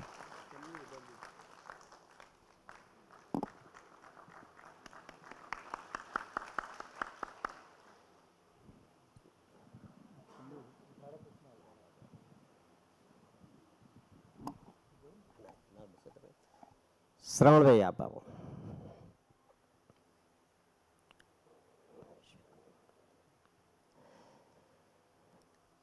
પ્રિન્સિપલ સાહેબ આપ આવો.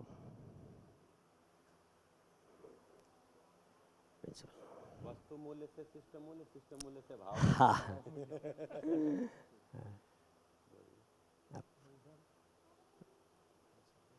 હા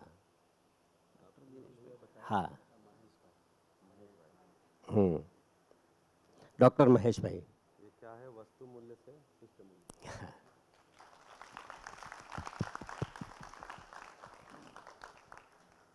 दिनेश भाई बगड़िया। हाँ हाँ।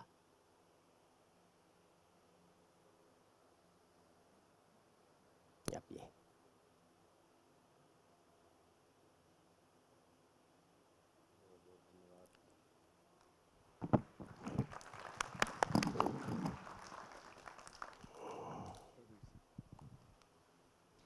જય સ્વામિનારાયણ. હકીકતમાં સમર્થ નામને સમર્થ કરવાનું કામ કર્યું છે દિનેશભાઈ, ગોવિંદભાઈ ને દશરથભાઈ ત્રણેય ભાઈએ.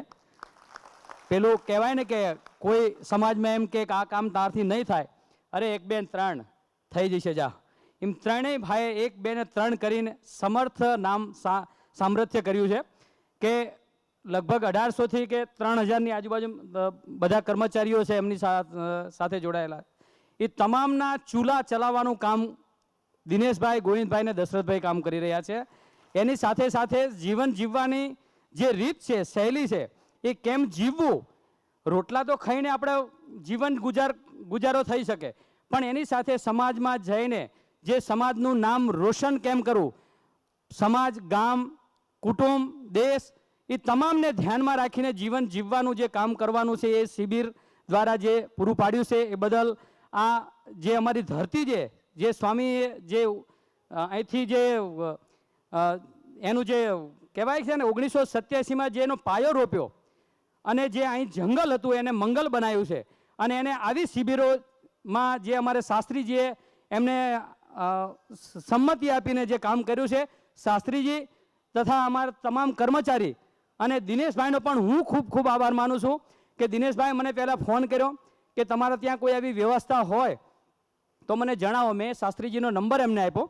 મેં કીધું તમે આ નંબર ઉપર ફોન કરો, અને જો અમારી ક્યાંય ડેટ ન હોય અને બરાબર વેકેશન હતું એટલે બહુ સારી વાત હતી કે વેકેશનમાં આ પ્રોગ્રામ થઈ શક્યો અને આ ધરતીને તમે બધાએ પાવન કરી છે. બરાબર, એટલે બધાનો હું ખૂબ ખૂબ આભાર માનું છું. જય સ્વામિનારાયણ.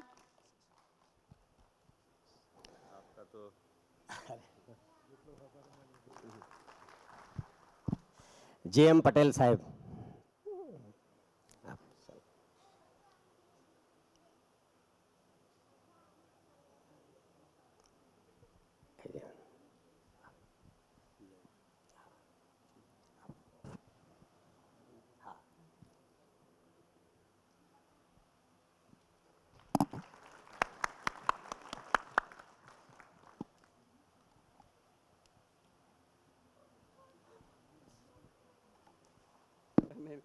અભી આપણે બ્રેક પડે એના પહેલાં થોડીક સૂચનાઓ હતી કે આપણે જીવન વિદ્યાની આ જે પહેલી શિબિર કરી એ આપણે પરિચય શિબિર કહીએ છીએ. એના પછીની નેક્સ્ટ શિબિર છે એ અધ્યયન બિંદુ શિબિર છે. એ અત્યારે સ્વામિનારાયણની જે સગો હા ક્યાં સોગડા કરીને જે જગ્યા છે ત્યાં આગળ એ લોકો કરવાના છે. અત્યારે ગઈકાલે જે લોકોએ સ્થળ ફાઇનલ કર્યું છે 17 થી 24 નવેમ્બર મારા ખ્યાલથી છે. એની ડિટેલ હું અહીંયા આગળ અને કયા માણસ સાથે કયા ભાઈ સાથે કોન્ટેક્ટ કરવો ઇન કેસ અગર તમારે રજિસ્ટ્રેશન કરાવવું હોય તો હું એમનો નંબર લખી દઉં છું. બીજી એક વસ્તુ એવી છે કે અહીંયા મને એવું જાણવા મળ્યું છે કે ઘણા બધા લોકો હજી જીવન વિદ્યાના ગ્રુપમાં નથી. તો જીવન વિદ્યાના ગ્રુપમાં હવે રહેવાનો આશય ખાલી એ જ છે કે ફ્યુચરમાં જે પણ શિબિરો થશે એની ખાલી સૂચના એના અંદર આવશે. એટલે અત્યારે બીજી આપણે સોમભૈયાની એક શિબિર છે ત્યાં આગળ ડિસેમ્બરમાં રાયપુરમાં, અને 2 જાન્યુઆરીથી 9 જાન્યુઆરીની શ્રવણ ભૈયાની જ આપણે હાપુડમાં એક શિબિર છે, પરિચય શિબિર છે બંને. તો એમાં કોન્ટેક્ટ પર્સન કોણ રહેશે, રજિસ્ટ્રેશન કરાવવાનું હશે તો એની ડિટેલ હજી સુધી મારા સુધી આવી નથી, પણ એ બધી જ ડિટેલ આપણી એ ગ્રુપમાં આવશે. તો જે માણસોને અત્યારે એ ગ્રુપમાં ના જોડાયેલા હોય એ લોકો નયનભાઈનો કોન્ટેક્ટ કરે. હું નયનભાઈનો પણ કોન્ટેક્ટ નંબર અહીંયા લખી દઉં છું, અને જે આપણી જે 17 તારીખથી જે શિબિર છે એનું પણ હું ડિટેલ અહીંયા લખી દઉં છું. અને આપણે પછી ભોજન 1 વાગે કરીએ, પણ એના પહેલાં આપણે લોકોના હવે અભિપ્રાય કે જે છે તો બધાને શું શું લાગ્યું આપણે આ જીવન વિદ્યાના 7 દિવસ આપણે જે કર્યા, તો એના પછી કન્ટેન્ટ વિશે તમારા પોતાના અંદર શું લાગ્યું, તમને પોતાને જે પણ તમારે અભિપ્રાય આપવો હોય તો એ અભિપ્રાય આપવા માટે છૂટ છે. અને એ આપણે હવે અભિપ્રાયનું શરૂ કરું ત્યાં સુધી હું પાછળ લખું. અને અગર કોઈ પ્રશ્નો હોય હજી પણ તો પ્રશ્ન તો આપણે લઈ જ શકીએ છીએ. તો એ પણ અત્યારે બેઝિક જે પણ કોઈને કરવું હોય તો જે લોકોને અત્યારે અભિપ્રાય આપવો હોય તો એ આવી શકે છે.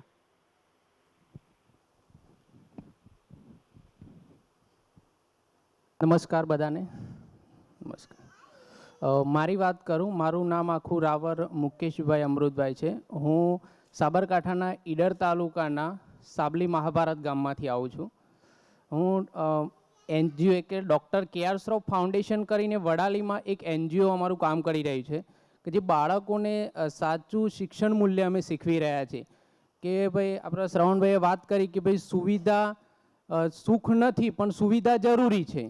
તો બાળક સુવિધા મેળવવા માટે કોઈ અવળા રસ્તે ના જતું રહે કે ભાઈ પૈસાદાર ઝડપી પૈસાદાર બનવા માટે શું કરવું, તો અવળા રસ્તે ના જતો રહે એના માટેનું અમે એક બાળકમાં સાહેબે વાત કરી હતી કે બાળક એક જિજ્ઞાસુ હોય છે.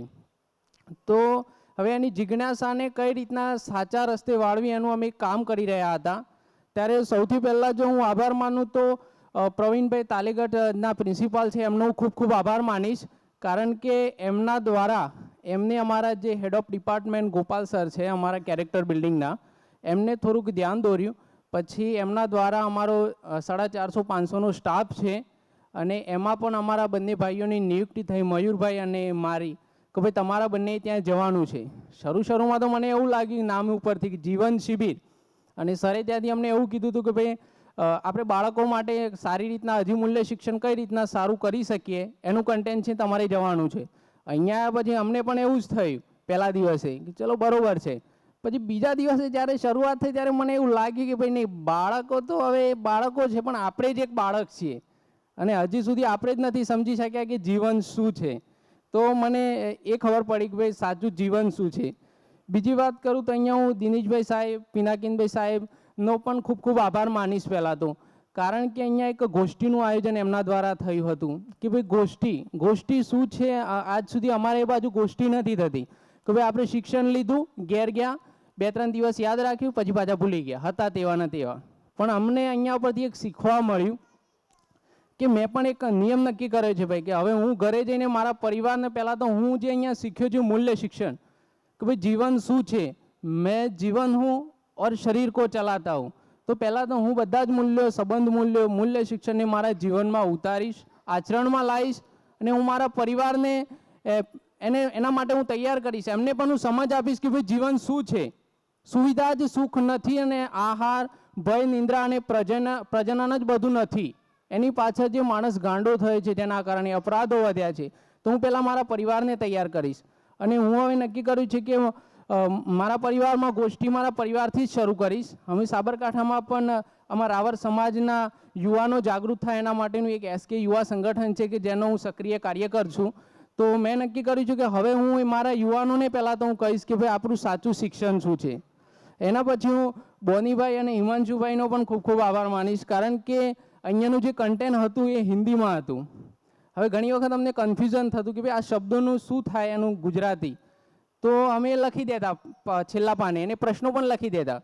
પછી જ્યારે ગોષ્ઠી થાય અથવા તો હિમાંશુભાઈને ને હું બોનીભાઈને રિક્વેસ્ટ કરું કે સર આવો પ્રશ્ન છે, મને બહુ જોરદાર વસ્તુ એ શીખવા મળી કે અહીંયા પરિવાર ભાવના છે. જ્યારે પણ હું બહુ મોટા વ્યક્તિને એટલે પદના આધારે સાહેબ કે જ્યારે હું મોટા વ્યક્તિને મળું ત્યારે અમને 2 સવાલ પૂછવામાં આવતા કે ભાઈ અમારો પ્રશ્ન સાંભળીને પૂછી લે ભાઈ ક્યાંના છો, કઈ જ્ઞાતિના છો, બસ મને ત્યાં સમાધાન મળી જાય કે ભાઈ એને પૂર્વગ્રહ રાખી લીધો કે ભાઈ કઈ જ્ઞાતિના છે. જ્યારે અહીંયા હું પ્રશ્ન પૂછતા અમે મયુરભાઈને બંને ત્યારે દરેક પ્રશ્નનું સન્માન મળતું, દરેક લોકો અમારા પ્રશ્નને સાંભળતા અને પછી એનો સાચો જવાબ મળતો. મને બહુ આનંદ થયો, બહુ આનંદ થયો. પછી હું વસંતભાઈનો પણ ખૂબ ખૂબ આભાર માનીશ. કારણ કે અહીંયા અમારે રહેવું કઈ રીતના એનું આયોજન અમારી જોડે નહોતું. અમને તો ત્યાંથી એવું જ કહેવામાં આવ્યું હતું કે તમે ત્યાં પહોંચીને પ્રવીણભાઈ આચાર્ય સાહેબને ફોન કરશો એટલે એ તમારું આગળનું આયોજન તમને કહી દેશે. જ્યારે વસંતભાઈના ઘરે રહેવાની વાત આવી ત્યારે મયુરભાઈને મેં એમ કીધું કે ભાઈ હું આમ તો અહીંયા વિસનગર ગોઠવાનો જ છું, ગોઠવા મારું વતન થાય, પણ છેલ્લા 15 વર્ષથી ત્યાં રહું છું. તો મેં મયુરભાઈને કીધું કે આપણે મોટી બેન અહીંયા મલાવ વડનગર જોડે મલાવ છે ત્યાં મારી મોટી બેન છે, તો મેં કીધું આપણે બેનના ઘરે રહેશું. પછી પ્રવીણભાઈ સાહેબે કીધું નહીં, અહીંયા તમારે જે અમારું આયોજન છે ત્યાં રહેવાનું છે. તો પહેલા દિવસ જ્યારે વસંતભાઈ જોડે અમે ગયા ત્યારે બહુ મજા આવી એમ. અને આજે જ્યારે છેલ્લે નીકળતા એમ થયું કે જાણે કોઈ પરિવારમાંથી કોઈ બહાર પ્રવાસે જતા હોય ને જે દુઃખની લાગણી થાય આપણને હૃદયસ્પર્શી, એવી મને આજે પહેલી વાર થઈ કે ખરેખર એ લોકોએ, અમે ગયા હતા તો ઊંઘવા માટે જ ત્યાં, પણ એમનો બાબલો હતો, પછી એમના જોડે જે ચર્ચાઓ કરતા બહુ આનંદ થયો. હું શ્રવણભાઈનો પણ આભાર માનવા માગું છું, કારણ કે જીવનની સાચી સમજ અને મૂલ્યો વિશે અમને અમે સમજાયું. માનવ ધર્મ શું છે, માનવ શું છે ને એનો ધર્મ શું છે એ પણ અમને જાણવા મળ્યું. કારણ કે ઘણી વખત અમને અમારા ત્યાં એરિયામાં ઘણા લોકો એકબીજાને મેં સાંભળ્યું છે કે ભાઈ તારામાં ઇન્સાનિયત નથી, માણસાઈ નથી. માણસાઈ શું છે એ આજે મને જાણવા મળ્યું. બીજું કે જીવન એક અસ્તિત્વ છે, વ્યાપક છે, તેની સમજ મળી મને. સંબંધોના મૂલ્યો વિશેની સમજ મળી. હું જે સમજ્યો છું તે મારા આચરણમાં લાવીશ અને બીજાને પણ જીવનની સમજ આપીશ અને આગળનું અધ્યયનનું કામ કરીશ. હું મારા પરિવારમાં પણ એક ગોષ્ઠી બનાવીશ અને આ જીવનનું અધ્યયન અને ચિંતન ચાલુ રાખીશ. આજનું જે આ જીવન શિબિર છે મને ખૂબ સરસ લાગ્યું. મેં મારા હેડ ઓફ ડિપાર્ટમેન્ટના હમણાં ટી બ્રેક પડે તો ત્યારે અમારા સરનો ફોન આવ્યો હતો, ગોપાલ સરનો, કે મુકેશભાઈ કેવું છે ત્યાંનું વાતાવરણ, કેવું લાગે છે તમને એમ. મેં કીધું સર ખરેખર આપણે આ બધી જરૂરત છે એમ, કારણ કે આના વગર ચાલશે નહીં. કારણ કે જે અહીંયાનું જે અમે શીખ્યું છે કે સર જીવન એ જીવન આખી અલગ વસ્તુ છે, એટલે મને બહુ મજા આવી. બીજું કે મારા બધા જ પ્રશ્નોના હલ હવે મને અંદરથી જ મળી જાય છે. મારે અંદરો અંદર જ મને પ્રશ્ન થાય છે, થોડી વાર ચિંતન કરું છું ને પાછો એનો જવાબ મળી જાય છે. હું ઘણા બધા પ્રશ્નો, તમે કદાચ જોયું હોય તો અમારા પ્રશ્નો બહુ હતા. અમે શરૂઆતમાં આવ્યા ત્યારે અમે પ્રશ્નો પણ એવા હતા કે કદાચ તમને એવું લાગતું હોય કે આ ક્યાંથી આવ્યા છે આ લોકો એમ, પણ અમારું જે ચિત્રણ અમારા મનમાં ઊભું હતું ડરનું, અને જે લઈને ત્યાંથી ચિત્રણો આવ્યા હતા એ દરેક ચિત્રણનું અમને સમાધાન થઈને ખરેખર શ્રવણભૈયાની વાત સાચી છે કે ચિત્રણ જ એક મોટી વસ્તુ છે કે તમે કેવું ચિત્રણ લાવો છો એમ. અમને જે શીખવા મળ્યું છે ને જે તમે બધાએ સાથ સહકાર ને જે પરિવાર ભાવના અમને જોવા મળી છે, અમે નક્કી કર્યું છે કે જો આવી જ પરિભાવના વિશ્વમાં બની જશે ને તો બાપુ કોઈ દિવસ કોઈની તાકાત નથી કે કોઈ રાજકારણની આપણે જરૂર પડે. ખૂબ ખૂબ આભાર.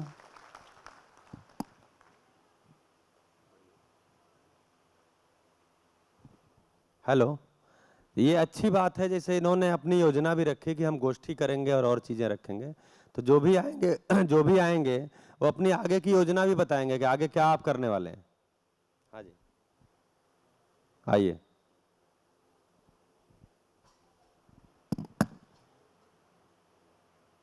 मतलब मुझे तो 7 दिन में गुजराती समझ में आने लगी है. સારું કહેવાય ગુજરાતી આવડી ગયું. સૌનો આભાર. હું પણ ડૉક્ટર કે એસ શ્રોફ ફાઉન્ડેશનમાંથી આવું છું. મુકેશભાઈને અમે બંને સાથે આવેલા છે.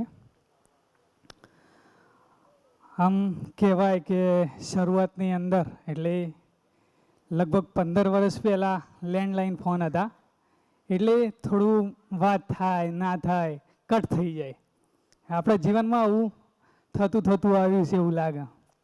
પછી એના પછી ચાઇના ફોન આવ્યા, એટલે બરાબર ટચિંગ થાય ના થાય, એટલે આપણા જીવનમાં પણ આવી ઘટનાઓ બનતી આવી છે કે આપણે કોઈકની વાત સાંભળી, થોડી વાર પકડાઈ પછી છોડી દે. ચાઇના ફોન આવે એટલે થોડું ટચિંગ થાય પછી ટચપેડ પકડી ગયું એટલે ફેંકી દેવાનું. આપણા જીવનમાં આવું થયું તો કોઈકની વાત સાંભળી, આપણા જીવનમાં થોડીક ઉતરી, થોડોક સમય રહી પછી ભૂલી ગયા, વાત પૂરી. પણ હાલ જીવવાનું કાર્ડ આવી ગયું છે કે આપણે પોતે જ જીવીએ. મતલબ કે આપણે આપણા જીવનમાં પોતાના આચરણમાં આજે જે આ દુનિયાની અંદર જે વસ્તુ ચાલી રહી છે, કેમ ચાલી રહી છે, કેવી રીતે ચાલી રહી છે, એનો ઉત્તર અમને મળતો ગયો.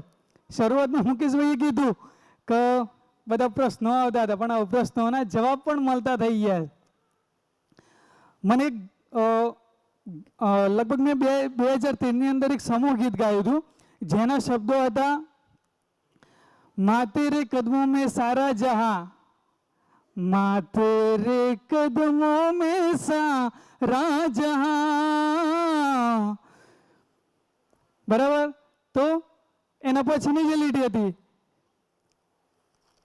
એની અંદર એવું છે, એક જ મિનિટ, સોરી,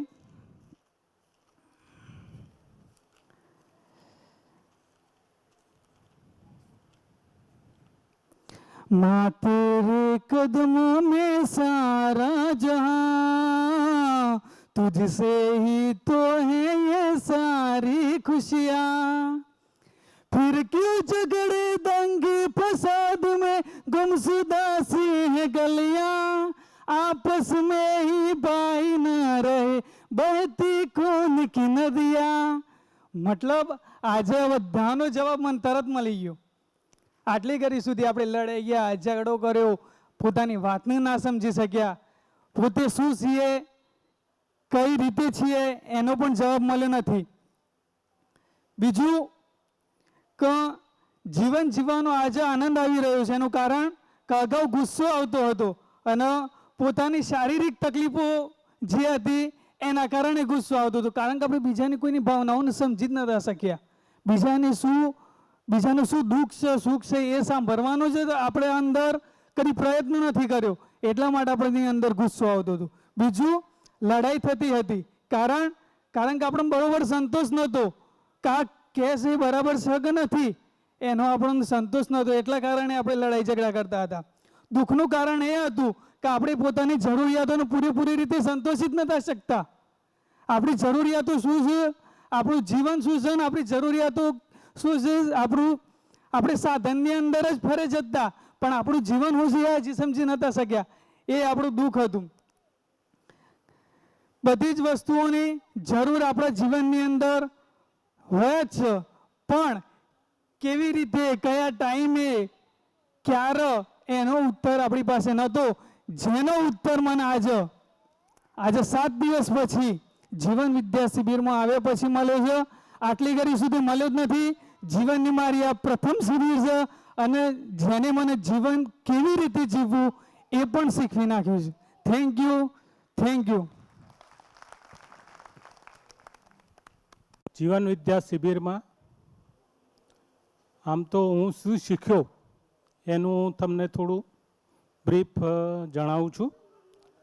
સામાન્ય રીતે આપણે દરેક ક્રિયાઓ કે વ્યવહારમાં કંઈક જાણીએ તો માનના નહીં હૈ લેકિન જાંચના હૈ, જાનના હૈ, એ બાબત મને એક વધારે સારી શીખવા મળી અહીંયા. બીજું, સામાન્ય રીતે હું મારી જરૂરિયાતો, ભૌતિક જરૂરિયાતોને વધારે મહત્ત્વ આપતો હતો, એ હવે ભૌતિક જરૂરિયાત અને એની સાથે સાથે માનસિક જરૂરિયાતો પણ છે એની સમજ મને મળી. સામાન્ય રીતે ભૌતિક જરૂરિયાતો છે એ સીમિત છે, લિમિટેડ છે અને સુવિધાઓ છે એ ક્ષણિક સુખ આપે છે. જેમ કે આપણે ગુલાબજાંબુ ખાઈએ તો આપણને સુખ આપે, પણ 1 ખાઈએ, 2 ખાઈએ, 5 ખાઈએ તો પછી લિમિટેશન આવી જાય, એનું સુખ લિમિટેડ છે. પરંતુ માનસિક જરૂરિયાતો છે એ અસીમિત છે, નિરંતર છે, એવી મને સમજ મળી. એ હું આ શિબિરમાંથી શીખ્યો છું. બીજું, જિંદા રહેના અને જીના આમ તો સામાન્ય રીતે મને સરખું જ લાગતું હતું, પણ ખબર પડી કે સમજના અભાવથી જીવવું એને જિંદા રહેવા કહેવાય, જ્યારે સમજપૂર્વક જીવવું અને પસંદગીથી જીવવું એને જીના રહેના હૈ. બીજું, કેટલીક બાબતો, કેટલાક શબ્દો એના જે સામાન્ય અર્થ સમજતો તો એમાં પણ બદલાવ આવ્યો. જેવા કે ક્રોધ, તો अपनी अयोग्यता को प्रदर्शित करना वही क्रोध है, ये मुझे समझ में आया. सुख, सामान्य रीते सुख એટલે આપણે ભૌતિક સુવિધાને હું સુખ સમજતો હતો, પણ स्वीकृति भाव में जीना वही सुख है, ये बात मुझे समझ में आई. न्याय, तो उभय तृप्ति को ही न्याय वही समझ है, वही न्याय है, वो मुझे समझ में आया. अब तक न्याय वही समझता हूँ कि जो सही है उसको न्याय बोलते हैं, जो गलत है उसको अन्याय बोलते हैं. वो बात मैं समझता था, उसमें बदलाव आया. वही सम्मान की बात, जो जैसा है जो वैसा ही उसको स्वीकृत करना वही सम्मान है, ये शब्द भी मुझे ये शिविर में समझ में आया. और भी कई बातें. समृद्धि, समृद्धि क्या है, तो आवश्यकता थी अधिक उपलब्धि ही समृद्धि है, वही बात मुझे समझ में आई. और शरीर और जीवन, सामान्यतः मैं मेरा शरीर को ही जीवन समझता था, लेकिन उसमें क्या फ़र्क है वही मुझे पता चला है कि शरीर है वो सुविधा है और सुविधा चाहता है जनरली, और जो जीवन है वो सुख चाहता है, और सुख वो स्वीकृति भाव से ही मिलता है और सही समझ और व्यवहार से ही जीवन चलता है। और जीवन चलाने के लिए जो 10 क्रियाओं का महत्व है वही मैंने समझा है। उसमें महत्व मुझे तुलन में लगा है। तुलन से ही जीवन में 10 क्रियाओं में चेंज आता है। जो हम तुलन मीन्स किसी बात की तुलना प्रिय हित लाभ से ही करते हैं, तो वो नॉर्मल जैसे जीते हैं हम वैसे ही जीते रहेंगे। लेकिन उसकी तुलना न्याय, धर्म और सत्य के हिसाब से करेंगे तो हम दिव्य जीवन जी सकते हैं। वही बात मुझे समझ में आई। और प्रेम क्या है उसकी परिभाषा भी मुझे इस शिविर में समझ में आई। सारी समष्टि के साथ, प्रकृति के साथ प्रेमपूर्ण व्यवहार करने का पता चला, और सारे मनुष्य का व्यवहार सुख के लिए है, वही बात की आज पुष्टि हुई और पता चला है। शिविर की उपलब्धि यही है कि अब मैं निरंतर सुखपूर्वक जी सकता हूँ, और ये शिविर सिर्फ सुनने की और बोलने की नहीं है, पर जीने की शिविर है। वो जीवन में जीना वही शिविर है। तो यही मुझे शिविर से उपलब्धि हुई। Thank you. सभी के प्रति अपने मन की श्रद्धा, अपने मन का आभार व्यक्त करते हुए सीधे अपनी बात पर आती हूँ। और आज यहाँ आकर मुझे मालूम चला कि मेरा परिचय क्या होना चाहिए। मेरा नाम मेरा परिचय नहीं है, मैं किस शहर से हूँ मेरा परिचय नहीं है। मेरा परिचय है कि मैं सह अस्तित्व भरी इकाई की बदली, मैं सह अस्तित्व भरी इकाई की बदली। सह अस्तित्व मुझ में था, मुझे पता ही नहीं था। मैं एकाकी ही बरस रही थी इकाई के रूप में, और उस नमी का किसी को फ़ायदा नहीं हुआ। मैं सह अस्तित्व भरी इकाई की बदली, उमड़ी कल थी मिट आज चली। ये मेरा परिचय है कि कल तक मुझ में भी वो अहंकार था, क्रोध था, जिसकी बात श्रवण भाई बार बार कहते रहे कि एक शिक्षक का जो ज्ञान है वो भ्रमित ज्ञान होता है। वो मेरा भी था, अभी भी है, ऐसा नहीं कि मिट गया। पर हाँ, मिट आज चली का मतलब है कि लग रहा है कि वो मैं मिट कर सह अस्तित्व के साथ एकाकार होने के लिए राजी है। तो और ये प्रश्न जो यहाँ उठाए गए, आज इस उम्र में आकर के मेरे प्रश्न ढल गए हैं, गिर गए हैं, क्योंकि मैं उस व्यवस्था का हिस्सा रही जहाँ प्रश्नों के जवाब नहीं मिलते थे। तो जब मैं इन बच्चों की उम्र की थी, 24-25 साल, उस समय की मेरी एक कविता यहाँ सार्थक होगी, कहें तो सुना दूँ। श्रम करना एक की आवश्यकता थी, दूसरे का कर्तव्य था, तीसरे को औरों के श्रम का फल चुराने की मजबूरी थी। श्रम करना एक की आवश्यकता थी, दूसरे का कर्तव्य था, तीसरे को औरों के श्रम का फल चुराने की मजबूरी थी। दोष पहले का है, न दूसरे का और न ही तीसरे का। दोष पहले का है, न दूसरे का, न ही तीसरे का। हम भ्रमवश एक दूसरे को ऐसे कर्म करने वालों को दोष देते रहते हैं। तो दोष किसका है? श्रम करना एक की आवश्यकता थी, दूसरे का कर्तव्य था, तीसरे को औरों के श्रम का फल चुराने की मजबूरी थी। दोष न पहले का है, न दूसरे का और न ही तीसरे का। दरअसल हमने विरासत में पाई है ऐसी व्यवस्था कि जहां उचित, अनुचित और सही गलत का नहीं हो सकता ठीक ठीक फैसला। ये फैसला यहां हुआ। तो हुआ क्या?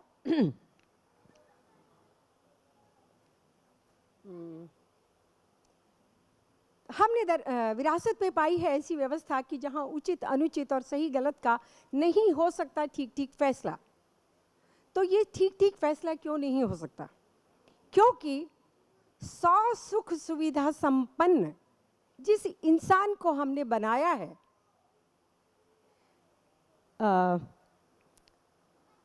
जिस इंसान को हमने बनाया है, उसका मोल अपनी इंसानियत देकर चुकाया है। कितना बड़ा मोल दिया, 100 सुख सुविधा संपन्न किया और इंसानियत उसके बदले में मोल दिया।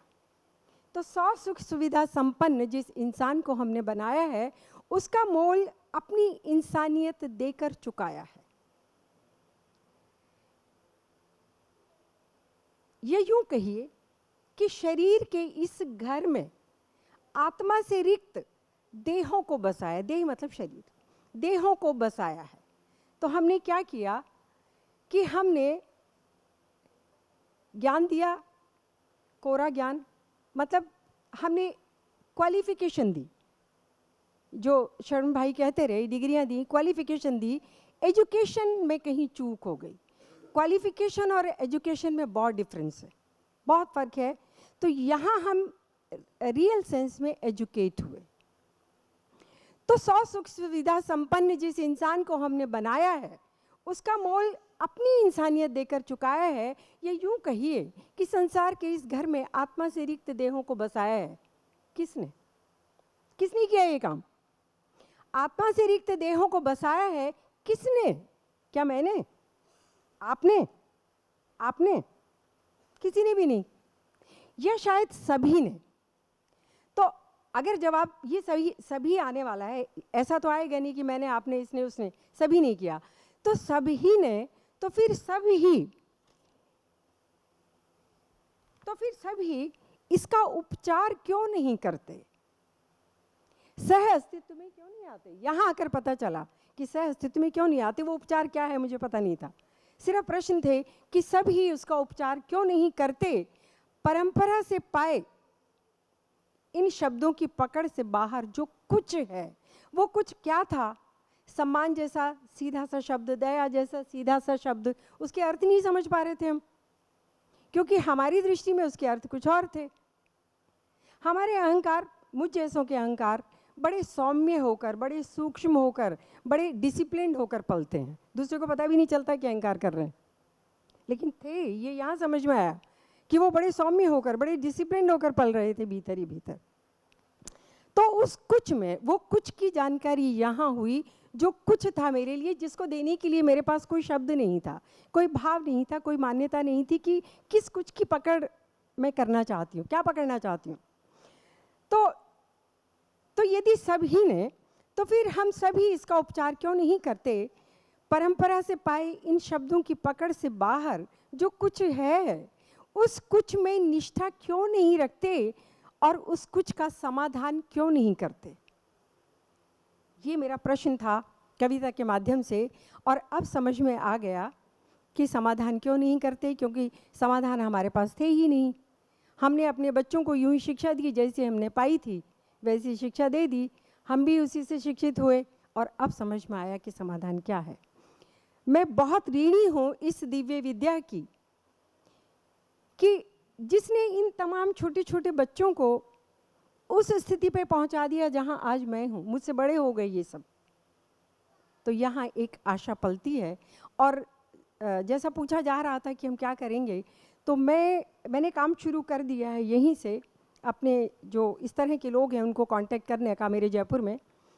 वहाँ वो बच्चे जो मेरे कनेक्ट में हैं अभी या बड़े, मैं कोशिश करूँगी कि उन तक इसे पहुँचाऊँ, और मैं आगे अपनी समझ बढ़ाने के लिए शिविर करती रहूँगी, ऐसा तय है। धन्यवाद।